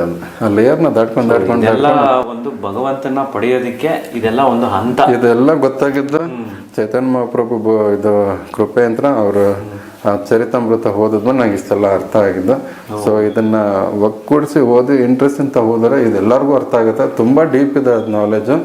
ನಾನು ಸಂಕ್ಷಿಪ್ತವಾಗಿ ಹೇಳಿದ್ದೀನಿ, ಆದರೆ ಭಗವಂತ ಎಷ್ಟು ಮತಿ ಕೊಟ್ಟನೋ ಅಷ್ಟು ನಾನು ನಿಮಗೆ ಹೇಳಿದ್ದೀನಿ. ಎಲ್ಲ ನಾನು ಏನು ಹೇಳ್ತಿದ್ದೀನಿ ಅದೆಲ್ಲ ಅವನ ಅನುಗ್ರಹಣೆ ಅಂತ ನನ್ನ ಭಾವನೆ. ಸೊ ದಯವಿಟ್ಟು ಏನಾದ್ರು ತಪ್ಪಿದ್ರೆ ದಯವಿಟ್ಟು ಕ್ಷಮಿಸಿ ಅಂತ ನನ್ನ ಒಂದು ವಿನಂತಿ. ಅಂದ್ರೆ ನೀವು ಇವಾಗ ಹೇಳಿರೋದು ಭಗವಂತನ ಒಂದು ಸಾಕ್ಷಾತ್ಕಾರ ಆಗಬೇಕಾದ್ರೆ ನಾವು ಈ ಎಲ್ಲ ಹಂತಗಳೆಲ್ಲ ದಾಟಿ ಹೋಗ್ಬೇಕು ನಾವು, ಹೌದು ಅಲ್ವಾ ಸರ್? ಅವಾಗ ಮಾತ್ರ ಅವರ ಒಂದು ಸಾಕ್ಷಾತ್ಕಾರ ಅನುಗ್ರಹ ನಮ್ಮ ಮೇಲೆ. ಆಮೇಲೆ ನೋಡಿ, ಈ ಮಂತ್ರ ಸ್ಟಾರ್ಟಿಂಗ್ ಹಂತದಲ್ಲಿ ಮಂತ್ರ ಹೇಳ್ಬೇಕಾದ್ರೆ ನಮ್ಮ ಭಾವನೆ ಎಲ್ಲಿರತ್ತೆ ಅನ್ನೋದು ಇಂಪಾರ್ಟೆಂಟ್. ಅದರಲ್ಲೂ ಸಾತ್ವಿಕ, ರಾಜಸ, ತಾಮಸಿಕವಾಗಿ ಕನೆಕ್ಟೆಡ್ ಇರ್ತದೆ ನಮ್ಮ ಮೂಲಾಧಾರ ಚಕ್ರ. ಈಡನಾಡಿ, ಪಿಂಗಲನಾಡಿ, ಸೂಕ್ಷ್ಮನಾಡಿಯಲ್ಲಿ ಕನೆಕ್ಟೆಡ್ ಇರುತ್ತೆ. ಹೇಗೆ ಸರ್ ಅದು? ಇವಾಗ ನಮ್ಮ ಭಾವನೆಗಳ ಮುಖಾಂತರ ಇವಾಗ ನಾವು ಮಂತ್ರ ಜಪ ಮಾಡಬೇಕಾದ್ರೆ ಅದರಲ್ಲೂ ಕೂಡ ಪೂಜೆಯಲ್ಲೂ ಕೂಡ ಬ್ರಹ್ಮಯಜ್ಞ, ಪಿತೃಯಜ್ಞ, ಇನ್ನೊಂದೇನು ಭೂತಯಜ್ಞ, ನೃಯಜ್ಞ ಅಂತ ಬರುತ್ತೆ. ಅದಾದ್ಮೇಲೆ ಸಂಕೀರ್ತನ ಯಜ್ಞ ಹೈ ಲೆವೆಲ್ ಅದೇ ಸಂಕೀರ್ತನ ಯಜ್ಞ. ಓಕೆ, ಈ 4ರಲ್ಲಿ ನಾವು ಬ್ರಹ್ಮಯಜ್ಞದಲ್ಲಿ ನಾವು ವೇದಶಾಸ್ತ್ರ ಪಾರಾಯಣ ಅವು ಇವು ಇಂತರ ಮುಖಾಂತರ ನಾವು ಭಗವಂತನ ತೃಪ್ತಿಪಡಿಸೋದು ಅವು ಇವು ಅಂತೇಳಿ ಮಾಡ್ಕೊಂಡು ಹೋಗ್ತೀವಿ. ಸೊ ಅದು ಬ್ರಾಹ್ಮಣರ ತತ್ವದಲ್ಲಿ ಪೂಜೆ ಪುನಸ್ಕಾರ ಅವೆಲ್ಲ ಹೋಗ್ತದೆ, ಅದೆಲ್ಲ ಬ್ರಹ್ಮ ಯಜ್ಞ. ಸೊ ನೆಕ್ಸ್ಟ್ ಬಂದು ಪಿತೃ ಯಜ್ಞ, ತರ್ಪಣ ಹೆಂಗೆ ಬಿಡೋದು, ಯಾವ ಥರ ಪಿತೃನ ಸಂತೃಪ್ತಿಗೊಳಿಸೋದು ಆ ಥರ ಎಲ್ಲ ಬರ್ತದೆ ಪಿತೃಯಜ್ಞದಲ್ಲಿ. ನೆಕ್ಸ್ಟ್ ಬಂದು ಇದು ಭೂತಯಜ್ಞ, ಈಗ ಮಾಟ ಮಂತ್ರ, ಭೂತಗಳ ಆರಾಧನೆ, ಭೂತಗಣಗಳ ಆರಾಧನೆ. ಸೊ ಈ ತರ ಒಂದು ತತ್ವದಲ್ಲಿ ಹೋಗ್ತದೆ, ಅದು ಭೂತಯಜ್ಞ ಅಂತ ಬರುತ್ತೆ. ಇನ್ನು ನೃಯಜ್ಞ ಅಂತಂದ್ರೆ ಜನಸೇವೆಗಳು ಅಂತಂದ್ರೆ ಇವಾಗ ಮಂತ್ರಿಗಳ್ನು, ಇವಾಗ ರಾಜಕಾರಣಿಗಳ್ನ ಇರೋರನ್ನ ತೃಪ್ತಿಪಡಿಸೋದಕ್ಕೆ, ಮತ್ತೆ ಇದು ಆತಿಥ್ಯ ಸತ್ಕಾರ, ಈ ಥರದ್ದೆಲ್ಲ ನೃಯಜ್ಞದಲ್ಲಿ ಬರುತ್ತೆ. ಸೊ ಇದೆಲ್ಲಾನು ಒಂದು ಸೇವೆ ಮುಖಾಂತರ ಒಂದು ಇಷ್ಟು ಇದೆ. ಆದರೆ ಇವೆಲ್ಲ ಸ್ವಾರ್ಥಕ್ಕಾಗಿ ಮಾಡುವಂಥದ್ದು. ಭೂತಯಜ್ಞ ಮಾಡಿದ್ರು ಸ್ವಾರ್ಥಕ್ಕಾಗಿ, ಪಿತೃಗಳು ತರ್ಪಣ ಅವು ಇವೆಲ್ಲ ಮಾಡಿದ್ರು ಒಂದು ಏನಾಗ್ತದೆ, ಅವ್ರಿಗೆ ಸಂತೋಷ ಪಡಿಸೋದು ಹೆಂಗೆ ಅನ್ನೋದ್ರಲ್ಲೇ ಹೋಗುತ್ತೆ. ದೇವತೆಗಳನ್ನ ಪೂಜೆ ಪುನಸ್ಕಾರ ಮುಖಾಂತರ ಹೆಂಗೆ ತೃಪ್ತಿಪಡಿಸೋದು, ಸೊ ಅವ್ನು ತೃಪ್ತಿಪಡಿಸೋದು ಅಂತ ನಾವು ಚೆನ್ನಾಗಿರ್ತೀವಿ ಅನ್ನೋದು ಗೊತ್ತು. ಆದರೆ ಒಂದು ಉದಾಹರಣೆ ಏನಂತಂದರೆ, ಇದು ಒಂದು ಮಂತ್ರ ಇದು ಭಾಗವತ್ ಪುರಾಣದಲ್ಲಿ ಬರ್ತದೆ. ಬೇರೆಗೆ ನೀರು ಇರಿದ್ರೆ ಎಲ್ಲ ಕೊಂಬೆ ಎಲೆಗಳು ಶಾಖಗಳಿಗೆಲ್ಲನೂ ನೀರು ತಲುಪ್ತದೆ. ಹೊಟ್ಟೆಗೆ ಆಹಾರ ಕೊಡೋದ್ರಿಂದ ನಮ್ಮ ಇಂದ್ರಿಯಗಳಿಗೆ ಮತ್ತು ಇದು ಪ್ರತಿಯೊಂದಕ್ಕೂ ಶಕ್ತಿ ಕೊಡ್ತದೆ, ಚೈತನ್ಯಕ್ಕೆ ಒಂದು ಪ್ರಾಣವಾಯುಗೆ ಶಕ್ತಿ ಕೊಡುತ್ತೆ. ಅದೇ ರೀತಿ ನಾವು ಗೋವಿಂದನ ಆರಾಧನೆ ಮಾಡಿದ್ರೆ ಎಲ್ಲ ದೇವತೆಗಳು, ಪಿತೃಗಳು, ಪ್ರಕೃತಿ ಮತ್ತು ಏನದು ಪಿತೃಗಳು, ಇನ್ನು ಹೇಳ್ತಾರೆ ಭೂತಗಳು ಎಲ್ಲನೂ ತೃಪ್ತಿ ಆಗ್ಬಿಡುತ್ತೆ. ನಾವು ಒಂದ್ಸಲ ಇಲ್ಲಿ ಮಂತ್ರ ಹೇಳಕ್ಕೆ ಸ್ಟಾರ್ಟ್ ಮಾಡಿ 10 ಕಿಲೋಮೀಟರ್ವರೆಗೂ ಸ್ಯಾಟಿಸ್ಫೈಡ್ ಆಗ್ತದೆ ಅಂತ ನಾವು ಹೇಳೋ ಮಂತ್ರದಿಂದ. ಹೌದು, ಕರೆಕ್ಟಾಗಿ ನಾವು ಒಂದು ಅಂದ್ರೆ ಆರಾ ತರ ಕ್ರಿಯೇಟ್ ಆಗುತ್ತೆ. ನಾವು ಹೇಳೋ ಒಂದು ಫಸ್ಟ್ ನಾವು ಬೆಳಿತೀವಿ, ನಮ್ಮಿಂತ ಸರೌಂಡಿಂಗ್ ಆ ಥರ. ಆದರೆ ಅವ್ರ ಪ್ರಜ್ಞೆ, ನಮ್ಮ ಫೀಲಿಂಗ್ಸ್ ಹೆಂಗಿರುತ್ತೆ ಅನ್ನೋದ್ರ ಮೇಲೆ ಡಿಪೆಂಡ್. ನಾವು ಮಂತ್ರ ಹೇಳ್ಬೇಕಾದ್ರೆ ನಮ್ಮ ಫೀಲಿಂಗಲ್ಲಿ ಕನೆಕ್ಟೆಡ್ ಆದರೆ ಸುತ್ತಮುತ್ತಲು 10 ಕಿಲೋಮೀಟ್ರೂ ನಮಗೆ ಕಾಲಕ್ಕೆ ಮಳೆ ಮತ್ತು ಈ ಥರ ಪ್ರಕೃತಿ ಅನುಗುಣವಾಗಿ ನಮಗೆ ಒಂದು ಸ್ಯಾಟಿಸ್ಫೈಡ್ ಜೀವನ ಇರುತ್ತೆ. 10 ಕಿಲೋಮೀಟರ್ವರೆಗೂ ಅಷ್ಟು ಇದೆಲ್ಲ ಇರೋದನ್ನೇ ನಾನು ಹೇಳ್ತಾ ಇರೋದು, ನಾನೇನು ಹುಟ್ಟಿಸ್ಕೊಂಡು ಹೇಳ್ತಿಲ್ಲ. ಸೊ ಹಂಗಾಗಿ ಅಂದ್ರೆ ಇವಾಗ ಸರ್ ಈ ಮಂತ್ರ ಅಂತ ತಗೊಂಡಾಗ ಇವಾಗ ಅವ್ರವ್ರಿಗೆ ಒಂದು ಪರಂಪರೆ ಮುಖಾಂತರ ಬಂದಿರುತ್ತೆ. ಸೊ 108 ಪಡಿಸಿ ಇಷ್ಟು ಪಡಿಸಿ ಏನೋ ಒಂದು ಸಂಖ್ಯೆ ಅಂತ ಇರುತ್ತೆ, ನಿರ್ದಿಷ್ಟವಾದಂತ ಸಂಖ್ಯೆ. ಯಾವುದೇ ಮಂತ್ರ ತಗೊಳ್ಳಿ, ಇದು ಕೃಷ್ಣನ್ಗೆ ಸಂಬಂಧಪಟ್ಟಿರೋದು ಅಲ್ಲದೆ ಎಲ್ಲ ದೇವಿಯರ ದೇವತೆಗಳ ಮಂತ್ರ ಆಗಿರ್ಬೋದು. ಪಠಣೆ ಮಾಡುವಾಗ ನಾವು ಯಾವ ರೀತಿ ಪಠಣೆ ಮಾಡಬೇಕು, ಎಷ್ಟು ಸಂಖ್ಯೆ ಪಠಣೆ ಮಾಡಬೇಕು, ಅಲ್ಲಿಗೆ ಬರ್ತೀನಿ. ಇದು ಒಂಚೂರು ಇದು ಮುಗಿಸ್ಬಿಡ್ತೀನಿ. ಸೊ ಇವಾಗ ಏನಂತಂದ್ರೆ ಮಂತ್ರ ಬಂದು ನಾವು ಯಾವ ಭಾವನೆದಲ್ಲಿ ಹೇಳ್ತೀವೋ ಅಲ್ಲಿ ಕರ್ಕೊಂಡು ಹೋಗುತ್ತೆ. ಇವಾಗ ನಾವು ಅವಾಗಲೇ ಹೇಳಿದ ಸಾತ್ವಿಕ, ರಾಜಸ, ತಮಸ್ಸು ಅಂತ ನಮ್ಮ ಇಡನಾಡಿ ಸಂಪೂರ್ಣವಾಗಿ ತಾಮಸಿಕವಾಗಿ ಕನೆಕ್ಟೆಡ್ ಆಗ್ತದೆ. ಇಡನಾಡಿ. ಸೊ ನಾವು ಅದನ್ನ ಜಪ ಮಾಡ್ಬೇಕಾದ್ರೆ ನಮ್ಗೆ ಇವಾಗ ಈ ಲೌಕಿಕ ಭೋಗ ಇದ್ರೊಳಗಡೆ ನಾವು ಕನೆಕ್ಟೆಡ್ ಇದ್ರೆ ನಮ್ಮ ಇಡನಾಡಿ ಕನೆಕ್ಟೆಡ್ ಅಲ್ಲಿರುತ್ತೆ. ಸೊ ಅಲ್ಲಿ ನಮ್ಗೇನಾಗುತ್ತೆ, ಭೂತ ಪ್ರೇತಗಳು ಆಹ್ವಾನ ಆಗ್ತವೆ. ಅಂದರೆ ಇವಾಗ ನಾವೇನೋ ಪೂಜೆ ಪುನಸ್ಕಾರಗಳು ಮಾಡ್ಬೇಕಂದ್ರೂ ಕೆಲವು ಸಲ ದೇವ್ರಿಗೆ ಮುಟ್ಟಲ್ಲ. ನಾವು ಸಾತ್ವಿಕನು ಮೀರಿ ನಾವು ಹೋದಾಗ್ಲೇ ದೇವ್ರಿಗೆ ಮುಟ್ಟೋದು. ಸೊ ಇಷ್ಟು ಕ್ವಾಲಿಟೀಸ್ ಅಂತ ಇರುತ್ತೆ. ನಾವು ದೇವ್ರಿಗೆ ಇವಾಗ ಕೃಷ್ಣ ಪತ್ರಂ ಪುಷ್ಪಂ ಫಲಂ ತೋಯಂ ಯೋಮಯ ಭಕ್ತ ಅಂತ ಹೇಳ್ತಾನಲ್ಲ. ಸೊ ಅವನು ಏನು ಹೇಳಿದ್ದಾನೆ ಅಲ್ಲಿ, ಪ್ರೀತಿ ಯಂತ್ರ, ನನ್ನ ಭಕ್ತನ ಪ್ರೀತಿ ಯಂತ್ರ ಏನೇ ಕೊಟ್ರು, ಹಣ್ಣು ಹೂವು ಎಲೆ ಕೊಟ್ರು ನಾನು ಅದನ್ನ ಸ್ವೀಕರಿಸ್ತೀನಿ. ಆದ್ರೆ ಯಾರಿಗೆ ಹೇಳಿದ್ದಾನೆ? ಅವನ ಭಕ್ತರಿಗೆ. ಆ ಭಕ್ತರಂದ್ರೆ ಯಾರು ಇಷ್ಟು ಕ್ವಾಲಿಟೀಸ್ ಇದೆ, ಒಂದು 24 ಕ್ವಾಲಿಟೀಸ್ ಇದೆ. ನಮ್ರತೆ ಇರೋಂಥದ್ದು, ಅಹಿಂಸೆ ಅಂತ ಇರೋದು, ಸರಳತೆ ಅಂತ ಇರೋದು, ಈ ಥರದ ಒಂದು 24 ಕ್ವಾಲಿಟೀಸ್ ಅವ್ನಿಗೆ ಕರೆಕ್ಟ್ ಆಗಿದ್ರೆ ಅವ್ನಿಗೆ ಪ್ರಿಯವಾಗಿರೋ ಹೆಂಗೆ ಅಂತೇಳಿ ಭಗವದ್ಗೀತೆಲ್ಲ ಇದ್ದಾನೆ. ನನ್ನ ಈ ಥರ ಇರೋರು ನನಗೆ ಬಹಳ ಪ್ರಿಯರು ಅಂತೆಲ್ಲ ಒಂದು 4-5 ಶ್ಲೋಕಗಳಿದ್ದಾವೆ. ಸೊ ಆ ರೀತಿಯಲ್ಲಿ ನಾವು ಇದ್ದಾಗ ಅವ್ನು ನಾವು ಏನಕ್ಕೆ ಅರ್ಪಿಸಿದ್ರು ಸ್ವೀಕರಿಸ್ತಾನೆ, ಇಲ್ಲಾಂತಂದು ಅವನಾಗ ಸ್ವೀಕರಿಸ್ತಾನೆ. ನನ್ನ ಭಕ್ತನು ನನಗೆ ಪ್ರಿಯವಾಗಿರೋ ಈ ಪ್ರೀತಿ ಅಂತ ಏನೋ ಕೊಟ್ಟರು ನಾನು ಅದನ್ನ ಸ್ವೀಕರಿಸ್ತೀನಿ ಅಂತ ಹೇಳಿದಾನೆ. ಸೊ ನಾವಿವಾಗ ಭಕ್ತರೇ ಅಲ್ದಿರ ನಮ್ಮ ಐಕ್ಯವಾಗಿ ಆಲೋಚನೆ ಮಾಡಿಕೊಂಡು, ಸೊ ನಮ್ಮ ಕೆಟ್ಟ ವಿಚಾರಗಳು, ಕೆಟ್ಟ ಆಲೋಚನೆಗಳೆಲ್ಲ ಇದ್ಕೊಂಡು ನಾವು ಭಗವಂತನಿಗೆ ಇದು ನಾವು ಅಲ್ಲಿ ಕನೆಕ್ಟೇ ಆಗಿರಲ್ಲ. ನಾವೇನೇ ಮಾಡ್ರು ಅಲ್ಲಿ ಕೂತಾಗ ಭಗವಂತನಿಗೂ ನಮಗೂ ಕನೆಕ್ಟೆಡ್ ಇದ್ದು, ಸೊ ನಮ್ಮ ಪ್ರೀತಿ ವಿಶ್ವಾಸದಲ್ಲೇ ನಾವು ಅದಾಗದ ಕ್ವಾಲಿಟೀಸ್ ಬೆಳೆದ್ಬಿಡುತ್ತೆ. ಭಗವಂತನ ಪ್ರೀತಿಯಲ್ಲಿ ನಾವಿದ್ದಾಗ 24 ಕ್ವಾಲಿಟಿನೂ ಬಂದ್ಬಿಡ್ತದೆ. ಪ್ರೀತಿ ಇಲ್ಲ ಅಂತಂದಾಗ ನಾವೇನಾಗುತ್ತೆ ಆ ಕ್ವಾಲಿಟೀಸ್ ಬರೋದೇ ಇಲ್ಲ. ಸೊ ನಮ್ಗೇನಂದ್ರೆ ಈ ಲೌಕಿಕವಾಗಿರುವಂಥದ್ದನ್ನ ಜೀವನದಲ್ಲೇ ನಾವು ಮುಳುಗೋಗ್ಬಿಟ್ಟಿರ್ತೀವಿ. ಇದನ್ನ ಪಡಿಲೇಬೇಕು ಅನ್ನೋ ಉದ್ದೇಶದಿಂದ ಸೊ ಏನಾಗುತ್ತೆ, ಕೃಷ್ಣ ಅಲ್ಲಿ ಅಕ್ಸೆಪ್ಟ್ ಮಾಡಲ್ಲ. ಇಲ್ಲೇನಾಗುತ್ತೆ, ಅತೃಪ್ತಿ ಆಗಿರೋಂಥ ಆತ್ಮಗಳಿಗೆ ನಾವೇನೇ ಅಲ್ಲಿ ಅರ್ಪಿಸ್ಬೇಕಾದ್ರೆ ಅವು ಬರ್ತವೆ. ಸೊ ನಾವು ಇವಾಗ ದೇವ್ರಿಗೆ ಅರ್ಪಿಸ್ತಾ ಇರೋದು ಅಂದ್ರೆ ಇವಾಗ ಫಾರ್ ಎಕ್ಸಾಂಪಲ್ ಇವಾಗ ಕೃಷ್ಣನ್ ವಿಗ್ರಹನ ನಾವು ಆರಾಧನೆ ಮಾಡ್ತಾ ಇದೀವಿ, ಪೂಜೆ ಮಾಡ್ತಾ ಇದೀವಿ. ಸೊ ನಾವು ಮಾಡುವಂತ ಸಮಯದಲ್ಲಿ ಬೇರೆ ಆಲೋಚನೆ ಬಂದಾಗ ಆ ಕೃಷ್ಣನ್ಗೆ ಅರ್ಪಿಸ್ತಾನೆ ಅಲ್ಲಿರಲ್ಲ, ಅಲ್ಲಿ ನಮ್ಗೆ ಭಾವನೆ ಕನೆಕ್ಟೆಡ್ ಇರಬೇಕು. ಅಲ್ಲಿಗೆ ಬೇರೆ ಇವ್ರಿಗೆ ಅದು ಕನೆಕ್ಟ್ ಆಗುತ್ತೆ ಅಂತ ಇವಾಗ ಒಂದು ರಿಮೋಟ್, ಒಂದು ಕರೆಕ್ಟ್ ಆಗಿರೋ ರಿಮೋಟ್ ತಗೊಂಡ್ಬಂದು ಅಲ್ಲಿ ಮಾಡ್ರೆ ಟಿವಿ ಆನ್ ಆಗುತ್ತೆ, ಎಲ್ಲ ಆಗುತ್ತೆ. ಸೊ ನಾವು ಬೇಡದೇ ಇರೋ ರಿಮೋಟ್ ನಾವು ತಗೊಂಡು ಎಷ್ಟೇ ಮಾಡ್ರು ಟಿವಿ ಚಾನೆಲ್ ಚೇಂಜ್ ಆಗುತ್ತೆ. ಹಂಗೆ ನಮ್ಮ ಚಾನೆಲ್ ಕರೆಕ್ಟಾಗಿ ಚೇಂಜ್ ಆಗುವಂಥದ್ದು ಅಡ್ಜಸ್ಟ್ ಅಲ್ಲಿ ಇದ್ರೆ ಅಂದ್ರೆ ಇವಾಗ ನಮ್ಮ ಭಾವನೆಗಳು ಇವಾಗ ನಾವು ಎಲೆ ಹೂ ಹಣ್ಣು ಏನೇ ಅರ್ಪಿಸಿದ್ರು ಇಲ್ಲಿ ಭೂತ ಪ್ರೇತಗಳನ್ನು ಅಷ್ಟೇ. ಅವಕ್ಕೇನಂದ್ರೆ ಯಾರಾದ್ರೂ ಅರ್ಪಿಸಿದ್ರೆ ಮಾತ್ರ ತಗೊಳಕ್ಕಾಗುವಂಥದ್ದು ಇರುತ್ತೆ. ಸೊ ಪ್ರೀತಿ ಅಂತ ಅರ್ಪಿಸ್ತಾರೆ, ಆದ್ರೆ ಅದು ಭಾವನೆ ಮುಖಾಂತರ ಹೆಂಗ್ ಹೋಗುತ್ತೋ ಗೊತ್ತಿಲ್ಲ. ಭೂತ ಪ್ರೇತಗಳಿಗೆನೆ ನಾವು ಆಹಾರ ಕೊಡ್ಬೇಕಾಗ್ತದೆ. ಸೊ ಅಲ್ಲಿ ಕೆಲವ್ರಿಗೆ ಏನಾಗ್ತದೆ, ಆ ಭೂತ ಪ್ರೇತಗಳನ್ನೇ ತಗೊಂಡಾಗ ಕೆಲವೊಂದು ಅನುಕೂಲಗಳು ಅವೇ ಮಾಡ್ಕೊಡ್ತಾ ಇರ್ತವೆ. ಕೆಲವೊಬ್ರು ತುಂಬಾ ಜನ ಬರ್ತಾರೆ, ಸರ್ ನಾವು ಪೂಜೆ ಪುನಸ್ಕಾರ ಮಾಡ್ತೀವಿ, ಇವೆಲ್ಲ ಏನಕ್ಕೆ ಭೂತಗಳು ನಮ್ಮ ಹವನ ಆಗ್ತವೆ, ನಾವು ಎಷ್ಟೋ ಸಾರಿ ಮಂತ್ರ ಜಪ ಮಾಡಿದ್ದೀವಿ, ಎಷ್ಟೋ ಪೂಜೆ ಪುನಸ್ಕಾರ ಮಾಡಿದ್ದೀವಿ, ಆದ್ರೂ ಈ ಆತ್ಮಗಳೆಲ್ಲ ನಮ್ಮೊಳಗೆ ಯಾಕೆ ಬರ್ತವೆ? ಇದು ಪ್ರಶ್ನೆಗಳು ತುಂಬಾ ಇದೆ. ಸೊ ಅದಕ್ಕೆ ನಾನು ಇಷ್ಟೆಲ್ಲ ಡೀಟೇಲ್ಸ್ ಕೊಟ್ಟು ಇಷ್ಟೆಲ್ಲ ಹೇಳಬೇಕಾಗಿ ಬರುತ್ತೆ. ಸೊ ಅದಕ್ಕೆ ನಾನು ಹೇಳ್ತಿರೋದು, ನಮ್ಮ ಮನಸ್ಸು ಹಿಡಿತದಲ್ಲಿ ಏನಂತ ಸ್ವಲ್ಪ ಸುದ್ದಿ. ಇವಾಗ ಚೈತನ್ಯ ಚೇತೋ ದರ್ಪಣ ಮರ್ಜನಂ, ಚೈತನ್ಯ ಮಹಾಪ್ರಭುಗಳು ಶಿಕ್ಷಾಷ್ಟಕ ಅಂತ ಬರ್ದಾವ. ಅದ್ರಲ್ಲಿ ಮೊದಲನೇ ಶ್ಲೋಕನೇ ಚೇತೋ ದರ್ಪಣ ಮರ್ಜನಂ ಅಂದ್ರೆ ನಮ್ಮ ಅದು ನಾಮ ಸಂಕೀರ್ತನೆ ಅಂತ ಮಾತ್ರ ಸಾಧ್ಯ. ನಮ್ಮ ಹೃದಯ ಎಂಬ ಕನ್ನಡಿಯನ್ನು ಶುದ್ಧಿಗೊಳಿಸೋದು ನಮ್ಮ ನಾಮ ಜಪ ಮಾಡಿ ಮಾಡಿ ಮಾಡಿ ಮಾಡಿ ಶುದ್ಧಿ ಆಗುತ್ತೆ. ತಾಳ್ಮೆ ಬೇಕು. ಆದ್ರೆ ನಾವು ಎಲ್ಲಿವರೆಗೂ ಬೇಕು, ಈ ಜಗತ್ತನ್ನು ಬೇಕು ಅಂತ ಜಪ ಮಾಡ್ತಿದ್ರೆ ನಮ್ಗಳು ಶುದ್ಧಿ ಆಗಲ್ಲ. ನಮ್ಮ ಶುದ್ಧಿ ಆಗ್ಬೇಕಂತಂದ್ರೆ ನಾವು ಫಸ್ಟ್ ಕೃಷ್ಣನ ಅಕ್ಸೆಪ್ಟ್ ಮಾಡಬೇಕು. ಸೊ ಪ್ರೀತಿ ಅಂತ ಅವ್ನಿಗೆ ಬರಮಾಡ್ಕೊಳ್ಬೇಕು. ಆ ಕ್ವಾಲಿಟೀಸ್ ನಮ್ಮಲ್ಲಿ ಬೆಳೆಸ್ಕೋಬೇಕು. ಅವಾಗ ನಮಗೆ ಈ ಕಷ್ಟದಿಂದ ಇವಾಗ ಪ್ರತಿಯೊಬ್ಬರಿಗೂ ಮೂರು ರೀತಿಯಲ್ಲಿ ಕಷ್ಟಗಳು ಅನುಭವಿಸ್ತಾನೆ ಇರ್ತಾರೆ. ಪ್ರಕೃತಿ, ದೇಹ ಮತ್ತು ಮನಸ್ಸಿಂತ ಸ್ವಯಂ ನಮ್ಗೆ ಕಷ್ಟಗಳು ಅನುಭವಿಸ್ತೀವಿ. ಇತರರಿಂತ ಅಂದ್ರೆ ಬೇರೆ ಜೀವಿಗಳಿಂತ ಅಂದ್ರೆ ಬೇರೆ ಪ್ರಾಣಿ ಆಗ್ಬೋದು, ಸೊಳ್ಳೆ ಆಗ್ಬೋದು, ಬೇರೆ ಮನುಷ್ಯರು ಇರ್ಬೋದು, ಇತರರಿಂತನೂ ನಮಗೆ ಕಷ್ಟಗಳು ಅನುಭವಿಸ್ತೇವೆ. ಇನ್ನೊಂದು ಪ್ರಕೃತಿವಾಗಿರುವಂಥ ಕಷ್ಟಗಳು ಅನುಭವಿಸ್ತಿರ್ತೀವಿ. ಈ ಒಂದು ಎಲ್ಲದಿಂದನೂ ಕಷ್ಟ ಅನುಭವಿಸ್ತಾನೆ ಇರ್ತೀವಿ. ಸೊ ಇದನ್ನ ತಪ್ಪಿಸ್ಕೊಳ್ಳೋಕೆ ಮಾರ್ಗನೇ ಇಲ್ಲ. ಇದಂತ ಹೊರಗೆ ಬಂದು ಅವನು ಪಡೆಯೋದೇ ಆಗಿದೆ. ಸೊ ನಾವೇನ್ ಮಾಡ್ತೀವಿ, ವ್ಯರ್ಥವಾಗಿ ಈ ಒಂದು ಕಷ್ಟದಲ್ಲೇ ಅಡ್ಜಸ್ಟ್ ಮಾಡ್ಕೊಳ್ಳೋ ಸಲುವಾಗಿ ನಾವು ಬೇಡ್ಕೊಳ್ಳೋದ್ರಿಂದ ಈ ಮಂತ್ರ ಏನಾಗುತ್ತೆ, ಅಲ್ಲೇ ಕನೆಕ್ಟ್ ಆಗ್ತಾ ಇರುತ್ತೆ. ಸೊ ನಮ್ ಕಷ್ಟನೇ ಜಾಸ್ತಿ ಆಗುತ್ತೆ ಹೊರತು ನಮ್ಮದಂತ ಮುಕ್ತಿನೇ ಸಿಗಲ್ಲ. ಓಕೆನಾ? ಕಷ್ಟನ ಅನ್ಕೊಂಡೇ ಜಪ ಮಾಡ್ತೀರಾ, ಕಷ್ಟನೇ ಜಾಸ್ತಿ ಆಗುತ್ತೆ ಹೊರತು ನಮ್ಗೆ ಅದರಿಂದ ಆಚೆ ಬರಕ್ಕೆ ನಮ್ಮ ಮಾರ್ಗ ಅದ್ರಲ್ಲೇನೆ ಇದೆ. ಅಲ್ಲೇ ಅವ್ನು ತಿದ್ಕೋಬೇಕು. ಸರಿಪಡಿಸ್ಕೊಳ್ಳೋದು ಸರ್ ನಮ್ಮ ಮನಸ್ಥಿತಿನ ಮಂತ್ರಕ್ಕೆ ಕೂತ್ಕೊಂಡಾಗ ಪಠಿಸ್ಬೇಕು ಅಂತ ಅವ್ನ ಹೇಗ್ ಪ್ರಿಪೇರ್ ಮಾಡ್ಕೋಬೇಕು ಅವನ್ನ.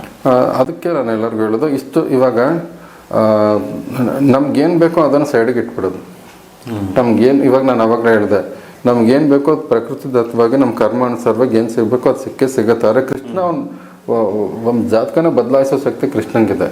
ಇವಾಗ ಪಾಂಡವ್ರಿಗೆ ಅವ್ನು ಏನ್ ಮಾಡ್ದ, ಇವಾಗ ಅಷ್ಟೋ ಸಾಗರಗಟ್ಲೆ ದುರ್ಯೋಧನ ಹತ್ರ ಸೈನಿಕರು ಇದ್ರೂ ಕೂಡ ಅವನ ಜಾತಕದಲ್ಲಿ ಅವನೇ ಗೆಲ್ಬೇಕಾಗಿತ್ತು. ಅವನೇ ಇದು ಧೃತರಾಷ್ಟ್ರ ಕರ್ಕೊಂತಾನೆ ಇದು ಶಾಸ್ತ್ರ ನೋಡಕ್ಕೆ. ಅವಾಗ ಏನಾಗತ್ತಲ್ಲ ಶಾಸ್ತ್ರ ನೋಡಿದ್ರೆ ದುರ್ಯೋಧನನೇ ಗೆಲ್ಲೋದು ಇದು ಗ್ರಹಗತಿಗಳು ಅನುಸಾರವಾಗಿ ಅವನೇ ಗೆಲ್ಬೇಕಾಗಿತ್ತು ಆಸ್ಟ್ರಾಲಜಿ ಪ್ರಕಾರ. ಆದ್ರೆ ಇಲ್ಲಿ ಭಗವಂತನೇ ಇದ್ದ ಪಾಂಡವರ ಹತ್ರ, ಗ್ರಹಗತಿಗಳನ್ನ ಅವ್ನು ಚೇಂಜ್ ಮಾಡ್ಬಿಡ್ತಾನೆ. ಹಂಗೆ ಒಬ್ಬ ಭಕ್ತನ ನಿಜವಾಗ್ಲೂ ಕರೆಕ್ಟ್ ಪ್ರೀತಿ ಅಂತ ಇಲ್ಲಿ ಅರ್ಜುನ ಕೃಷ್ಣನ ಆಯ್ಕೆ ಮಾಡ್ಕೊಂಡಿದ್ದ ಪ್ರೀತಿ ಅಂತ. ನಂಗೆ ಅವೆಲ್ಲ ಏನು ಬೇಡ, ನಂಗೆ ನಿನ್ನ ನಾರಾಯಣ ಸೇನೆ ಬೇಡ, ನಂಗೆ ನೀನಿದ್ರೆ ಸಾಕು ಅಂತ ಕೇಳ್ದ. ಸೊ ಏನ್ ಬೇಕೆಲ್ಲ ಸಿಕ್ತು ಕೃಷ್ಣನ್ಗೆ, ಇದು ಅರ್ಜುನನ್ಗೆ. ಸೊ ಹಂಗೆ ನಾವು ಪ್ರೀತಿ ಅಂತ ಇಲ್ಲಿ ಅವನನ್ನ ಕೂರಿಸ್ಕೊಂಡ್ರೆ ನಮ್ಗೆ ಇದನ್ನೆಲ್ಲ ಇದೇನು ಮ್ಯಾಟ್ರೇ ಅಲ್ಲ. ಸೊ ನಮ್ಗೆ ಅವನನ್ನ ಕೂರಿಸ್ಕೊಂಡು ಅವ್ನ ಸೇವೆ ಮಾಡ್ರೆ ಅವ್ನಿಗೆ ಏನ್ ಬೇಕು ತನ್ನನ್ನೇ ಕೊಟ್ಬಿಡ್ತಾನೆ ಅಂತ ಹೇಳಿದ್ನಲ್ಲ. ಹಂಗೆ ನಾವು ಏನೋ ಒಂದು ಕೇಳಕ್ ಕೂತ್ಕೊಂಡು ಅವ್ನು ಕೊಡ್ತಾನೆ, ಇಲ್ಲ ಅಂತಲ್ಲ. ಆದ್ರೆ ನಾವು ಅದನ್ನೇ ಅಭ್ಯಾಸ ಮಾಡ್ಕೊಂಡು ಅದನ್ನೇ ಬೇರೆ ಇವತ್ತು ಇದು ಕೇಳ್ದೆ, ನಾಳೆ ಇನ್ನೊಂದು ಕೊಡು, ಇವತ್ತು ಕಾರು ಕೊಡು, ನಾಳೆ ಬಂಗ್ಲೆ ಕೊಡು, ಹಿಂಗೆ ಹೋಗ್ತಾ ಇರುತ್ತೆ. ಹಂಗಾಗಿ ಕೃಷ್ಣನು ದೂರ ಸರಿದ್ಬಿಡ್ತಾನೆ ಕೇಳ್ತಾನೆ ಇದ್ರೆ. ಅವ್ನಿಗೆ ಅದಲ್ಲ, ನೀ ನನ್ನ ಹತ್ರ ಬಾ ಅಂತ ಹೇಳ್ತಾನೆ ಕೃಷ್ಣ. ಮನ್ಮನ ಭಾವ ಮದ್ಭಕ್ತು ಮಧ್ಯಾಚಿ ಮಾಮ್ ನಮಸ್ಕರು. ಅವನು ಅರ್ಜುನಂಗೆ ಹೇಳ್ತಾನೆ, ನನ್ನ ಬಳಿ ಬರ್ಬೇಕಂದ್ರೆ ಇದನ್ನೆಲ್ಲ ಮಾಡು ಅಂತ. ನನ್ನ ಧ್ಯಾನ ಮಾಡು, ನನ್ನ ನಮಸ್ಕಾರ ಮಾಡು, ನನ್ಗಾಗಿ ಕಾರ್ಯ ಮಾಡು, ನನ್ನ ಮುಖಾಂತರ ನೀನು ನನ್ನನ್ನು ಪಡೆಯೋಕ್ಕೆ ನಿನ್ನ ಉದ್ದೇಶ ಇರೋದೇ ಹೊರತು ಇಲ್ಲ ಅಡ್ಜಸ್ಟ್ ಮಾಡ್ಕೊಂಡು ಇಲ್ಲೇ ಇರೋದಲ್ಲ ಅನ್ನೋದನ್ನೇ ಅವನು ಇಷ್ಟು ಇದನ್ನೇ ನಾವು ಮಂತ್ರ ಮಾಡ್ಬೇಕಾದ್ರೆ ಇದನ್ನೆಲ್ಲ ಕಷ್ಟ ಇದನ್ನೆಲ್ಲ ದೂರ ಇಟ್ಬಿಟ್ಟು ಕೃಷ್ಣನ್ ಪ್ರೀತಿ ಅಂತ ಇವಾಗ ಒಂದು ಸಿಂಪಲ್ ಆಗಿ ಒಂದು ಹೇಳ್ಬಿಡ್ತೀನಿ ನೋಡಿ ಲಾಸ್ಟ್ ಇದು. ಇವಾಗ ಒಬ್ಬ ಬಡವಂಗೆ ರತ್ನ ಏನಾದ್ರು ಆದಿಯಲ್ಲಿ ಸಿಕ್ತಾ ಅನ್ಕೊಳ್ಳಿ, ರತ್ನವಾಗಿರುವಂತ ಒಂದು ಉಂಗ್ರ ಏನಾದ್ರು ಸಿಕ್ತಂದ್ರೆ ಅದನ್ನ ಅವನು ಹಾಕೊಂಡು ಬರ್ತಾನೆ ಖುಷಿ ಪಟ್ಟು, ಏನೋ ಚೆನ್ನಾಗಿದೆ ಅಂತ. ಆದ್ರೆ ಅದ್ರ ಬೆಲೆ ಅವ್ನಿಗೆ ಗೊತ್ತಿಲ್ಲ. ಒಬ್ಬ ಬಡವಂಗೆ ಮನೆಗೆ ತಂದು ಇಡ್ತಾನೆ, ಎಲ್ಲಂದ್ರಲ್ಲಿ ಇಡ್ತಾನೆ, ಆರಾಮಾಗಿ ಇರ್ತಾನೆ ಅನ್ಕೊಳ್ಳಿ. ಯಾರೋ ಒಬ್ರು ಬಂದು ಅದಕ್ಕೆ ಇದನ್ನ ನೋಡ್ಬಿಟ್ಟು ಇದು ನಿನ್ನ ಹತ್ರ ಹೆಂಗ್ ಬಂತು ಅಂತ ಕೇಳ್ದ ಅನ್ಕೊಳ್ಳಿ. ಇಲ್ಲ ಇದು ಎಲ್ಲ ಸಿಕ್ತು, ಇದ್ರ ಬೆಲೆ ಎಷ್ಟು ಗೊತ್ತಾ ಅಂತ ಅವ್ನು ಕೇಳ್ತಾನೆ. ಏನ್ 150 ರೂಪಾಯಿನೇ ಇರ್ಬೋದು ಅಂತ ಅನ್ಕೊಂತಾನೆ. ಅವ್ನು ಹೇಳ್ತಾನೆ ಅನ್ಕೊಳ್ಳಿ, ಇದ್ರ ಬೆಲೆ 2 ಕೋಟಿ ಅಂದಾಗ ಅವ್ನು ಹಿಂಗಿರಲ್ಲ. ರತ್ನದ ಬೆಲೆ ಅದನ್ನ ಭದ್ರಪಡಿಸೋದೇನು, ಅದನ್ನ ಎತ್ತಿಡೋದೇನು, ತಾನೇನು ಪ್ಲಾನಿಂಗು ಎಲ್ಲ ಬರುತ್ತೆ. ಹಂಗೆ ನಾವು ಭಗವಂತನ ನಾಮ ಹೇಳ್ಬೇಕಂದ್ರೆ ಇವಾಗ ಚೇತನ ಮಹಾಪ್ರಭು ಪ್ರಕಾರ ಅವ್ರು ಹೇಳೋದು, ಅವ್ರ ಬುಕ್ಗಳು ಓದಿರೋದು, ಕೃಷ್ಣನ್ಗೆ ನಾಮಕ್ಕೂ ರೂಪಕ್ಕೂ ಅವನ ಭಗವದ್ಗೀತೆಯಲ್ಲಿ ನೋಡಿದ ಒಂದು ವಾಕ್ಯಕ್ಕೂ ಮತ್ತೆ ಲೀಲೆಗೂ ಅವನ ಆತ್ಮ ದೇಹ ಮನಸ್ಸಿಗೂ ವ್ಯತ್ಯಾಸ ಇಲ್ಲ. ನಮ್ಮಲ್ಲಿ ಅದರ ರೂಪ ನಾಮಕ್ಕೂ ವ್ಯತ್ಯಾಸ ಇದೆ, ಆತ್ಮ ಮನಸ್ಸು ದೇಹ ಇದೆಲ್ಲನೂ ವ್ಯತ್ಯಾಸ ಇದೆ, ನಮ್ಮ ನುಡಿಗೂ ವ್ಯತ್ಯಾಸ ಇದೆ. ಕೃಷ್ಣನ್ ಹಂಗಲ್ಲ, ಎಲ್ಲನೂ ಒಂದೇ, ಅವನಿಗೆ ವ್ಯತ್ಯಾಸನೇ ಇಲ್ಲ. ಹಂಗಾಗಿ ನಾವು ಭಗವದ್ಗೀತೆ ಓದ್ತಾರೆ ಡೈರೆಕ್ಟ್ ಆಗಿ ಕೃಷ್ಣನ್ ಕನೆಕ್ಟ್ ಆಗ್ತೀವಿ. ಸೊ ಕೃಷ್ಣ ಅಂತಂದ್ರೆ ಮುಗೀತು, ಅವನು ಇಡೀ ಶಕ್ತಿ ಸಮೇತ. ಇವಾಗ ಚೇತನ್ ಮಹಾಪ್ರಭು ಹೇಳ್ತಾರೆ, ನಾಮ್ ಅಕಾರಿ ನಿಜ ಸರ್ವಶಕ್ತಿ ಅಂದ್ರೆ ಅವನು ಎಲ್ಲಾ ನಾಮಗಳಿಗೂ ಎಷ್ಟೋ ನಾಮಗಳಿಗೂ ತನ್ನ ಎಲ್ಲಾ ಶಕ್ತಿನೂ ತುಂಬಿದಾನಂತ. ಅವನೇ ಕೂತ್ಕೊಂಡಿದ್ದಾನೆ ಪರಿಹಾರ ಸಮೇತ, ಎಲ್ಲ ಸರ್ವಶಕ್ತಿ ಅಂತಂದ್ರೆ ಪರಿಹಾರ ಸಮೇತ. ಇವಾಗ ಗೋಲೋಕಧಾಮದಲ್ಲಿ ಅವನಿದ್ದಾನೆ. ಓಕೆನಾ, ಹಸುಗಳಿದ್ದಾವೆ, ಗೋಪಿಕರಿದ್ದಾರೆ, ರಾಣಿಯರಿದ್ದಾರೆ, ಗೆಳೆಯರಿದ್ದಾರೆ, ಎಲ್ಲ ಸೇರಿರ್ತಾನೆ. ಸೊ ನಮ್ಗೆ ಕೃಷ್ಣ ಅಂದ್ರೆ ಅಷ್ಟು ಶಕ್ತಿ ಅಲ್ಲಿ ಇರುತ್ತೆ, ಆಯ್ತಾ. ನಮ್ಗೆ ಅದ್ರ ಮಹತ್ವ ಗೊತ್ತಿಲ್ಲ. ಈ ಬಡವಂಗೆ ಹೆಂಗೆ ರತ್ನ ಗೊತ್ತಿಲ್ಲ, ಕೃಷ್ಣ ಅಂದ್ರೆ ಅವನಲ್ಲಿ ಇದಾನೆ, ನಾಮ ಅವತಾರ ಅವನಿಗೆ ಕಲಿಯುಗದಲ್ಲಿ ನಾಮದಲ್ಲಿ ಇರ್ತಾನೆ. ಇವಾಗ ನೋಡಿ ರಾಮ ಎಲ್ಲಿರ್ತಾನೆ, ಆಂಜನೇಯ ಇರ್ತಾನೆ ಅಂತ ಗೊತ್ತಲ್ವಾ. ಸೊ ಹಂಗೆ ನಾವೇನಾದ್ರು ರಾಮ ರಾಮ ಅಂತಿದ್ದಾಗ ಅಲ್ಲಿ ಅಲ್ಲಿ ಇರ್ತಾನೆ, ಆಂಜನೇಯ ಕರ್ಕೊಂಡ್ ಬಂದಿರ್ತಾನೆ ರಾಮನ್ನ. ಅಕಸ್ಮಾತಾಗಿ ನಾವು ಅಲ್ಲಿ ರೆಸ್ಪೆಕ್ಟ್ ಕೊಡೋದ್ರೆ ಆಂಜನೇಯ ಏನ್ ಮಾಡ್ತಾನೆ, ದೇವ್ರನ್ನ ಕರ್ಕೊಂಡ್ ಬಂದಿದ್ದೀನಿ, ನಾಮ ಜಪ ಮಾಡ್ತಿರ್ಬೇಕಾರೆ ಅಂದ್ರೆ ನಾಮಕ್ಕೆ ಕನೆಕ್ಷನೇ ಇಲ್ಲ, ದೇವ್ರಿಗೆ ರೆಸ್ಪೆಕ್ಟೇ ಕೊಡ್ಲಿಲ್ಲ. ಇವಾಗ ನಿಜವಾದ ರಾಮ ಬಂದು ಕೂತ್ಕೊಂಡ್ರೆ ಎಲ್ಲರೂ ರೆಸ್ಪೆಕ್ಟ್ ಹೆಂಗ್ ಕೊಡ್ತೀವಿ?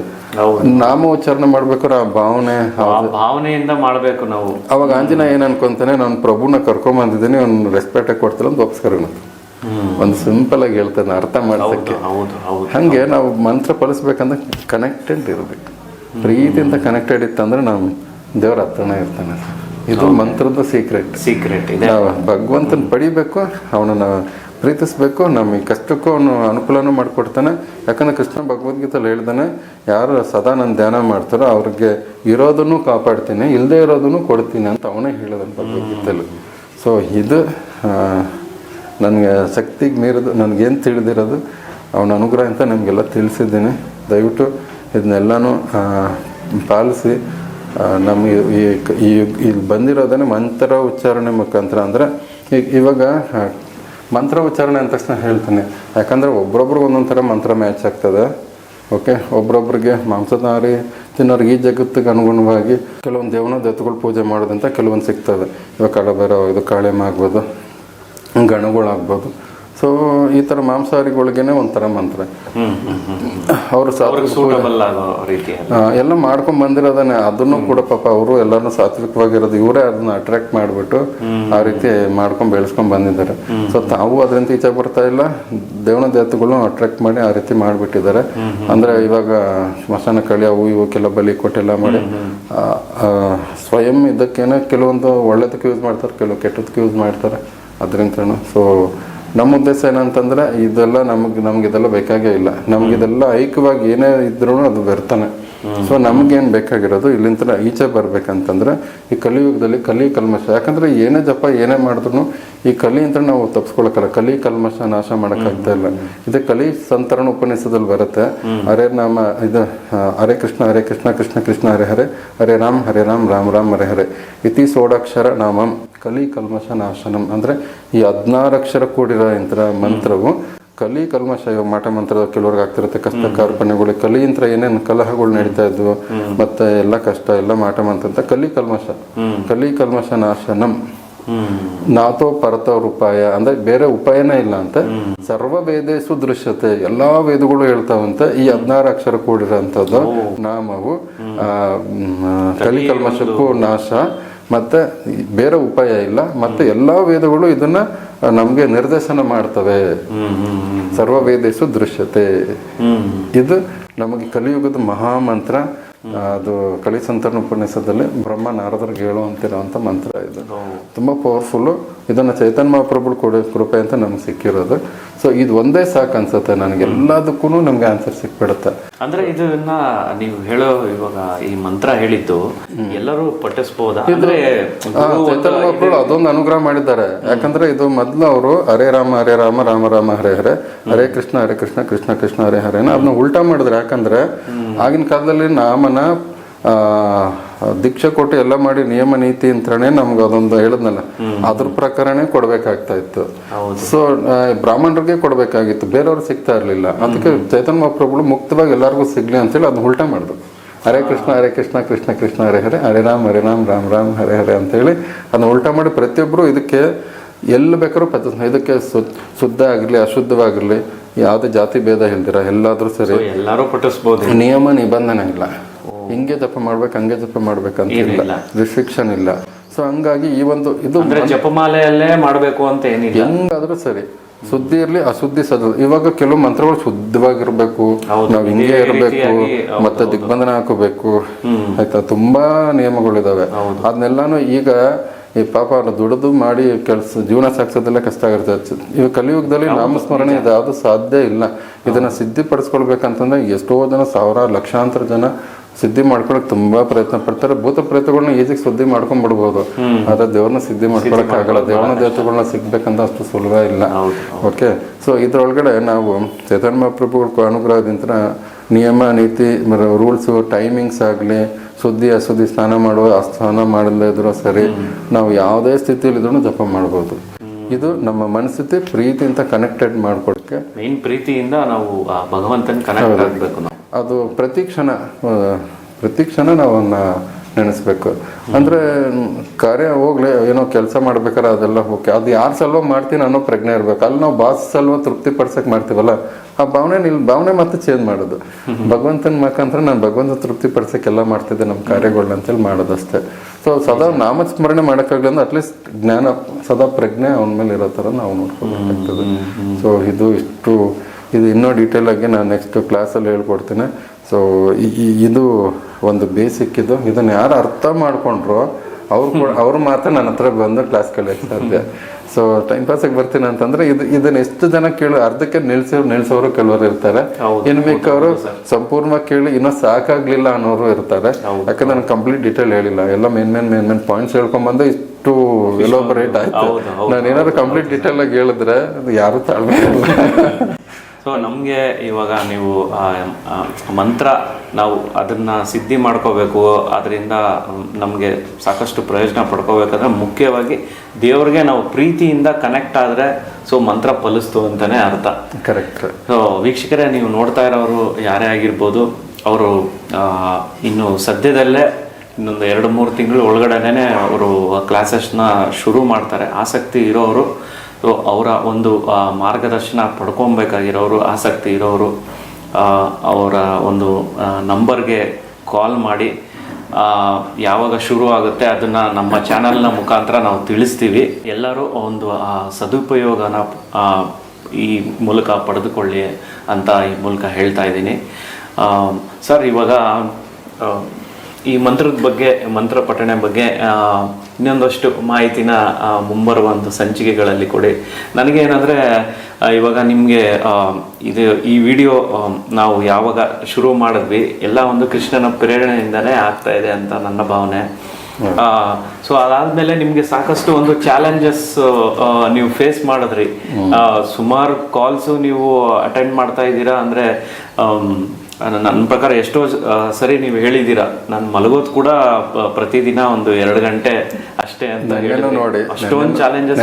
4 ಗಂಟೆಗೆ ಮಲ್ಕೊಂಡಿದ್ದ, ಮತ್ತೆ ಇದು ಅಷ್ಟೇ 1 hour 2 hour.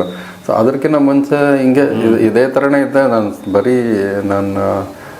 ನಾನು ಬರೀ ಒಟ್ಟಲ್ಲಿ ಅವ್ನ ಸೇವೆ ಮಾಡ್ತಾಯಿದ್ದೀನಿ, ಜನ ಸೇವೆ ಮಾಡ್ತಾಯಿದ್ದೀನಿ. ಇವಾಗ ಬೆಳಗ್ಗೆ ಈ ವಾಹಿನಿಗೆ ಬಂದಮೇಲೆ 5 ಗಂಟೆಗೆ ನಾನು ಸ್ಟಾರ್ಟ್ ಮಾಡಿದ್ರೆ ಹೀಲಿಂಗು. ರಾತ್ರಿ 5 ಗಂಟೆಗೆ ಸ್ಟಾರ್ಟ್ ಮಾಡಿದ್ರೆ ನಾನು ಯಾವಾಗ ಮಲ್ಕೊಳ್ಳಿ ಯಾವಾಗ ಎದ್ದೇಳ್ತೀನಿ ನನಗೆ ಗೊತ್ತಿಲ್ಲ. 1 hour 2 hour ನಿದ್ದೆ ಬರುತ್ತೆ. 5 ಗಂಟೆಗೆ ಸ್ಟಾರ್ಟ್ ಮಾಡಿದ್ರೆ 11 ಗಂಟೆ 11 hour 12 ಗಂಟೆ ಹೇಳೋಕ್ಕಾಗಲ್ಲ.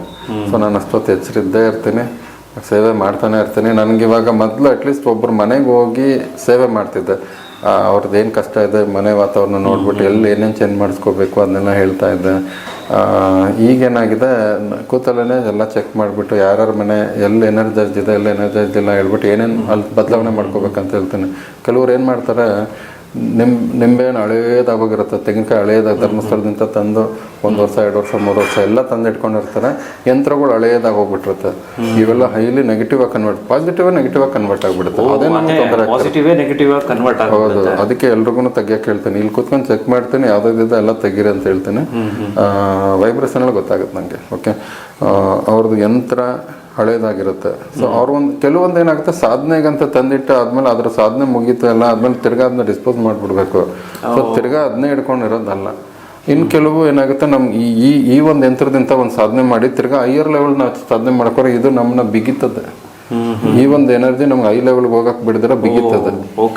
ಓಕೆ, ಹೆಂಗೆ ಇವಾಗ ಪಿತೃ ಅತೃಪ್ತಿ ಆದ್ರೂ ಕೂಡ ನಮ್ಗೆ ಹೆಂಗ್ ಬಿಗಿತದ, ಜಪ ಮಾಡ್ಬೇಕಾದ್ರೆ ಭೂತ ಪ್ರೇತಗಳಿದ್ದಾಗ ಈ ಯಂತ್ರಗಳು ಹಳೆ ತೆಂಗಿನಕಾಯಿ ಇವೆಲ್ಲ ನೆಗೆಟಿವ್ ಆಗಿ ಕನ್ವರ್ಟ್ ಆಗ್ಬಿಟ್ಟಿರುತ್ತೆ. ಒಂದು ತೃಪ್ತಿ ಆದ್ಮೇಲೆ ಅದನ್ನ ವಿಸರ್ಜನೆ ಮಾಡ್ಬಿಡ್ಬೇಕು. ಒಂದು ಯಂತ್ರಗಳು ಏನೇ ಇದ್ರು ಆ ತೃಪ್ತಿ. ಇನ್ನೊಂದೇನೋ ಅದಕ್ಕೂ ಲಿಮಿಟ್ ಇರುತ್ತೆ. 5 ತಿಂಗಳು 3 ತಿಂಗಳು 6 ತಿಂಗಳು ಏನೋ ಇರುತ್ತೆ ಅಷ್ಟೇ. ಅದು ಇನ್ನು ಕೆಲವು ಬರ್ತದೆ, ಅದು ಕ್ವಾಲಿಟೀಸ್ ಮೇಲೆ ಹೋಗ್ತದೆ. ಬೆಳ್ಳಿ, ಚಿನ್ನ ಈ ಥರದ ಮೇಲೆ ಹೋಗ್ತದೆ. ಸೊ ಅದೇನಂತಂದ್ರೆ ಅದು ನಮಗೆ ಅದನ್ನ ಕರೆಕ್ಟಾಗಿ ಅದನ್ನ ನೋಡ್ಕೋಬೇಕಾಗ್ತದೆ. ಅದರದ್ದೇ ಆದಂಥ ಮಂತ್ರಗಳು, ಅದನ್ನ ಅಭಿಷೇಕ, ಅವು ಇವು ನೈವೇದ್ಯ ಏನೇನು ಕೊಡ್ಬೇಕೆಲ್ಲ ಕೊಡ್ಬೇಕಾಗ್ತದೆ. ಅದೆಲ್ಲ ಹೇಳಿದೆ ನಾನು ನಿಮ್ಗೆ ಯಾವ ರೀತಿಯಲ್ಲಿ ಕನೆಕ್ಟ್ ಆಗ್ಬೇಕಂತ. ಅದಕ್ಕಷ್ಟೇ ಓಕೆ. ಆದ್ರೆ ಅದನ್ನ ಮೀರಿ ನಾವು ಅದನ್ನ ಕರೆಕ್ಟಾಗಿ ನಡ್ಕೊಳ್ಳಿಲ್ಲ, ಮಾಂಸ ಮಾಡಿದೆ, ಶ್ರೀಚಕ್ರ ಇಟ್ಕೊಂಡು ಕೆಲವರು ಮಾಂಸ ಮಾಡೋರಿದ್ದಾರೆ, ಕೆಲವರು ಅದೆಲ್ಲ ದೋಷಗಳೇ ಅವು. ಅದು ತಡಿಯಕ್ಕೆ ಆಗಲ್ಲ ಆ ಶಕ್ತಿಗೆ. ಸೊ ಅದೇ ನಮ್ಗೆ ನೆಗೆಟಿವ್ ಆಗಿ ಕನ್ವರ್ಟ್ ಆಗುತ್ತೆ.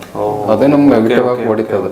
ಪಾಸಿಟಿವ್ ನಮ್ಗೆ ಹೊಡೆಯಕ್ಕೆ ಸ್ಟಾರ್ಟ್ ಮಾಡಿದ್ರೆ ನಾವು ಎಲ್ಲೋಗಿ ಹೋಮ ವಾವನ ಮಾಡ್ತಾರೆ ಹಂಗಾಗಿ ನಾವು ಇದೊಂದು ಕೆಲವು ತಿತ್ಕೋಬೇಕಾದ್ರೆ ಯಂತ್ರಗಳನ್ನ ಚೇಂಜ್ ಮಾಡಬೇಕು. ಹಿಡ್ದೇ ಇದ್ರು ಒಳ್ಳೇದು ನನ್ನ ಪ್ರಕಾರ. ಆದ್ರೆ ದಯವಿಟ್ಟು ಕ್ಷಮಿಸಿ, ನಾನು ಕೆಲವ್ರಿಗೆ ತೊಂದರೆ ಆದ್ರೆ ಕೆಲವೊಬ್ರು ನಾನು ಏನಾದ್ರು ತೊಂದರೆ ಕೊಟ್ರೆ ಈ ತರ ಇದ್ರಲ್ಲಿ, ಆದ್ರೆ ನಾನು ಸತ್ಯನ ಹೇಳಲೇಬೇಕಾಗಿದೆ. ಸತ್ಯ ಹೇಳಲೇಬೇಕು ನಾವು. ಅದು ಹೇಳದೇ ಇದ್ರೆ ನಾವು ಏನ್ ಅಂದ್ರೆ ನಮ್ಮಲ್ಲಿ ಏನೇನು ಅಂದ್ರೆ ಅದರಿಂದ ನೆಗೆಟಿವ್ ಆಗ್ತಾ ಇದೆ ಅನ್ನೋದು ಚೆಕ್ ಮಾಡ್ಬಿಟ್ಟೆ ನೀವು ಹೇಳ್ತೀರಾ. ಸೊ ಅದನ್ನ ಮಾಡ್ಲಿ, ಯಂತ್ರಗಳು ದಿಗ್ಬಂಧನ ಮಾಡ್ಕೊಳ್ಳಿ, ಎಲ್ಲ ಮಾಡ್ಲಿ. ಆದ್ರೆ ನಾವು ಇವಾಗ ನೋಡಿ ಎಲ್ಲಾ ತರ ದಿಗ್ಬಂಧನ ಮಾಡ್ಕೊಂಡು ಯಂತ್ರ ಎಲ್ಲ ಹಿಡ್ಕೊಂಡು ಮಾಡಿ ಕೂತ್ಕೊಂಡು ಕೆಲವು ಮಾಡ್ತಾರಲ್ಲ, ಭೂತ ಪ್ರೇತಗಳು ಬರಬಾರ್ದು ಅಂತ ಕೆಲವೊಂದು ದಿಗ್ಬಂಧನ ಎಲ್ಲ ಮಾಡ್ತಾರೆ. ಆದ್ರೆ ನಮ್ ಹೈ ಲೆವೆಲ್ ಸಾಧನೆ ಇದ್ದಾಗ, ಹೈ ಲೆವೆಲ್ ಸಾಧನೆ ಏನಾಗತ್ತೆ ಅಲ್ಲಿ ಬಿಗಿತದೆ. ನಮ್ಗೆ ಯಾರೋ ಹಂಗೆ ಅಮ್ಮಕ್ಕದಂಗೆ ಆಗತ್ತೆ. ಅದು ಸಾಧನೆನ ನಮ್ಗೆ ಹೊರಗೆ ಬ್ಲಾಸ್ಟ್ ಆಗಕ್ಕೆ ಸಾಧ್ಯ ಆಗಲ್ಲ. ಸೊ ಎಕ್ಸ್ಪೆಂಡ್ ಆಗ್ಬೇಕು ನಾವು, ಇಷ್ಟೆಲ್ಲ ಇರಕ್ಕಾಗಲ್ಲ. ಸೊ ಎಕ್ಸ್ಪೆಂಡ್ ಆಗ್ಬೇಕಂದ್ರೆ ಆ ಯಂತ್ರ ಕುಡಿಕೆಗಳು ನಮ್ಗೆ ಅಡ್ಡಿ ಆಗೇ ಆಗುತ್ತೆ. ಓಕೆನಾ? ಅಂದ್ರೆ ಇಲ್ಲಿರೋರ್ಗೆ ಓಕೆ, ಮೆಟಲ್ ಬೆನಿಫಿಟ್ ಅಲ್ಲಿ ಇರೋರ್ಗೆಲ್ಲ ಮತ್ತೆ ಭೂತ ಪ್ರೇತ ಬಾಧೆ ಇರೋರು, ನನ್ ಭಕ್ತಿ ಮಾರ್ಗ ಇಲ್ಲ, ನಾನು ಮಾಂಸ ತಿನ್ಕೊಂಡೆ ಹಿಂಗೆ ಇರ್ತೀನಿ ಅನ್ನೋರ್ಗೆ ಅದೆಲ್ಲ ಓಕೆ. ಆದ್ರೆ ನಾವ್ ಇನ್ನೂ ಸಾಧನೆ ಮಾಡ್ಬೇಕಂದಾಗ ಅದೆಲ್ಲ ಅಡಚಣೆ ಆಗುತ್ತೆ. ನಮ್ಗೆ ಅದು ಟೈಟ್ನೆಸ್ ಫೀಲ್ ಆಗ್ಬಿಡ್ತು ಜಪ ಮಾಡ್ಬೇಕಾರೆ. ಸೊ ಅದನ್ನೆಲ್ಲ ತೆಗ್ಸಕ್ ಕೇಳ್ತೀನಿ. ಸೊ ಏನಾಗುತ್ತೆ, ಯಂತ್ರಗಳು ಹಳೆ ಇದು ಮತ್ತೆ ಕೆಲವರು ಸತ್ತೋಗಿರುವಂತ ಬಟ್ಟೆ ಎಷ್ಟೋ ಜನ ಇಟ್ಟಿರ್ತಾರೆ. ಇವು ಪಿತೃಗಳೆಲ್ಲ ಯಾರು ತೀರ್ಕೊಂಡಿರ್ತಾರೆ ನೆನಪಿಗಾಗಿ ಅಂತ ಇವಾಗ ಹಳೆ ಬಟ್ಟೆಗಳು ಮತ್ತೆ ಸತ್ತೋಗಿರೋಂತ ಯಾರ್ಯಾರ ತೀರ್ಕೊಂಡಿರೋರು ಅಂತರ್ದೆಲ್ಲ ಇಟ್ಕೊಂಡು. ಸೊ ಅವ್ರ ಬಟ್ಟೆ ಇವಾಗ ಯಾರು ತೀರ್ಕೊಂಡಿರ್ತಾರೆ, ಸೊ ಅವ್ರ ಬಟ್ಟೆ ಕೂಡ ಇಡಬಾರ್ದು ಅಂತ ನೀವು ಹೇಳ್ತಾರೆ. ಹೌದು ಹೌದು, ನೆನಪಿಗಾಗಿ ಇಟ್ಟಿರ್ತಾರೆ ಪಾಪ. ಅವರು ಇನ್ನೂ ಕನೆಕ್ಟೆಡ್ ಇಲ್ಲ ಇರ್ತದಲ್ಲ ಸರ್, ಎಲ್ಲೇ ಹೋದ್ರು ಅವ್ರದ್ದು. ಇವಾಗ ಒಬ್ಬರು ಮನೆಗೆ ಹೋಗಿದ್ದೆ, ಅವ್ರದ್ದು ಪೊಲೀಸ್ ಡ್ರೆಸ್ ಅವ್ರು ಇಲ್ಲ ಹಳೆಯ ಪೊಲೀಸ್ ಡ್ರೆಸ್ ನೆನಪಿಗಾಗಿ ಇಟ್ಟಿದ್ದಾರೆ. ಅವ್ರ ಅಟ್ರಾಕ್ಷನ್ ಆತ್ಮಕ್ಕೆ ಇಲ್ಲ ಇದೆ. ಆಯ್ತಾ, ಅವ್ರೆಲ್ಲ ಹುಟ್ಟಿರ್ಲಿ ಏನೇ ಮಾಡ್ಲಿ ಎಲ್ಲೇ ಇರ್ಲಿ ಎಮೋಷನಲಿ ಕನೆಕ್ಟೆಡ್ ಒಂದ್ ಇದ್ದೇ ಇರುತ್ತೆ. ಅದನ್ನ ಡಿಸ್ಪೋಸ್ ಮಾಡ್ಬಿಟ್ರೆ ಅವ್ರ ಎಮೋಷನಲ್ ಕನೆಕ್ಷನ್ ಕಟ್ ಆಗ್ತದೆ, ಇವ್ರಿಗೂ ಕಟ್ ಆಗ್ತದೆ. ಸೊ ಏಳಿಗೆಗೆ ಅನುಕೂಲ. ಇದು ಇವೆಲ್ಲ ಮಾಡೋದ್ರಿಂದ ನಮ್ಮ ಏಳಿಗೆ ಅಭಿವೃದ್ಧಿ ಚೆನ್ನಾಗುತ್ತೆ ಅಂತ ಹೇಳ್ತಾ ಇದ್ದೀರಾ. ಎಮೋಷನಲಿ ಅಲ್ಲಿ ಬ್ಲಾಕ್ ಇರಬಾರ್ದು. ನಾವು ಇವಾಗ ಹೆಂಗಸರಾಗಿದ್ರೆ ಅವ್ರದ್ದು ಸೀರೆಗಳು ಇರುತ್ತೆ, ಸೊ ಆ ಟೈಮಲ್ಲಿ ಏನ್ ಮಾಡ್ಬೇಕು? ಇವಾಗ ರೇಷ್ಮೆ ಸೀರೆ ಇರುತ್ತೆ, ನನಗೇನೋ ಪ್ರಶ್ನೆ ಬಂತು. ಇನ್ನೊಂದೇನ ಆ ಟೈಮಲ್ಲಿ ಏನ್ ಮಾಡ್ಬೇಕು? ಇಲ್ಲ ಸರ್, ಎಲ್ಲಾನು ಡಿಸ್ಟರ್ಬೆನ್ಸ್ ಮಾಡ್ಲೇಬೇಕು, ಕಾಸ್ಟ್ಲಿ ಆಗಿರ್ಲಿ. ಯಾಕಂದ್ರೆ ಅದರಿಂದ ನಮ್ಗೆ ಇವಾಗ ನಾವು ಪಿತೃಗಳು ಅಸಮಾಧಾನವಾಗಿರುತ್ತೆ, ಕೊರಗ್ತಾರೆ ನೋಡಿ. ಯಾರು ತೀರ್ಕೊಂಡ್ರೆ ಅಳ್ಬಾರ್ದು, ನಗ್ನಗ್ತಾ ಕೊಳಿಸ್ಬೇಕಂತ ಹೇಳ್ತಾರೆ. ಅದೇ ರೀತಿ ಇದೊಂದು ಎಮೋಷನಲಿ ಅವ್ರು ಹಿಡ್ಕೊಂಡಿರ್ತಾರಲ್ಲ, ಅವಾಗ ಅವ್ರ ಲಿಂಕ್ ಆಗ್ತಾನೆ ಇರ್ತದೆ. ನೋಡ್ತಾರೆ, ದುಃಖಿಸ್ತಾರೆ, ಎಲ್ಲ ಮಾಡ್ತಾರೆ. ಅವ್ರದ್ದು ಎಲ್ಲೋ ಒಂದ್ ಕಡೆ ನೆನಪಿಗಾಗಿ ಈ ಒಂದು ನೆನಪೇ ನಮ್ಗೆ ಅಡ್ಡಿ ಆಗುತ್ತದೆ. ಓಕೆ, ಹಂಗಾಗಿ ನಾವು ಅದನ್ನ ಎಲ್ಲ ವಿಸರ್ಜನೆ ಮಾಡಿದಾಗ ನಮ್ಗೆ ಅಗ್ರ ಆಗ್ತದೆ. ಎಮೋಷನಲ್ ಅಂತ ನಾವು ಹೊರಗೆ ಬಂದಾಗ ನಮ್ಮ ಸಾಧನೆಗೆ ನಮಗೂ ನಾವು ಅಡ್ಡಿ ಆಗೋದಿಲ್ಲ, ಅನುಕೂಲ ಆಗುತ್ತೆ. ಎಮೋಷನಲಿ ನಾವು ಎಲ್ಲಿ ಕನೆಕ್ಟೆಡ್, ಪಿತೃಗಳಿಗಾಗ್ಲಿ ದೇವನ ದೇವತೆಗಳಾಗ್ಲಿ ಎಲ್ಲ ಈ ಜಗತ್ತಿನ ಮೆಟೀರಿಯಲ್ ಲೈಫಲ್ಲಿ ನಾವು ಎಲ್ಲಿ ಕನೆಕ್ಟೆಡ್ ಇರಬಾರ್ದು. ನಾವು ಅದಕ್ಕೆ ಸಾಧನೆದಲ್ಲಿ ಮುಂದುವರಿಬೋದು.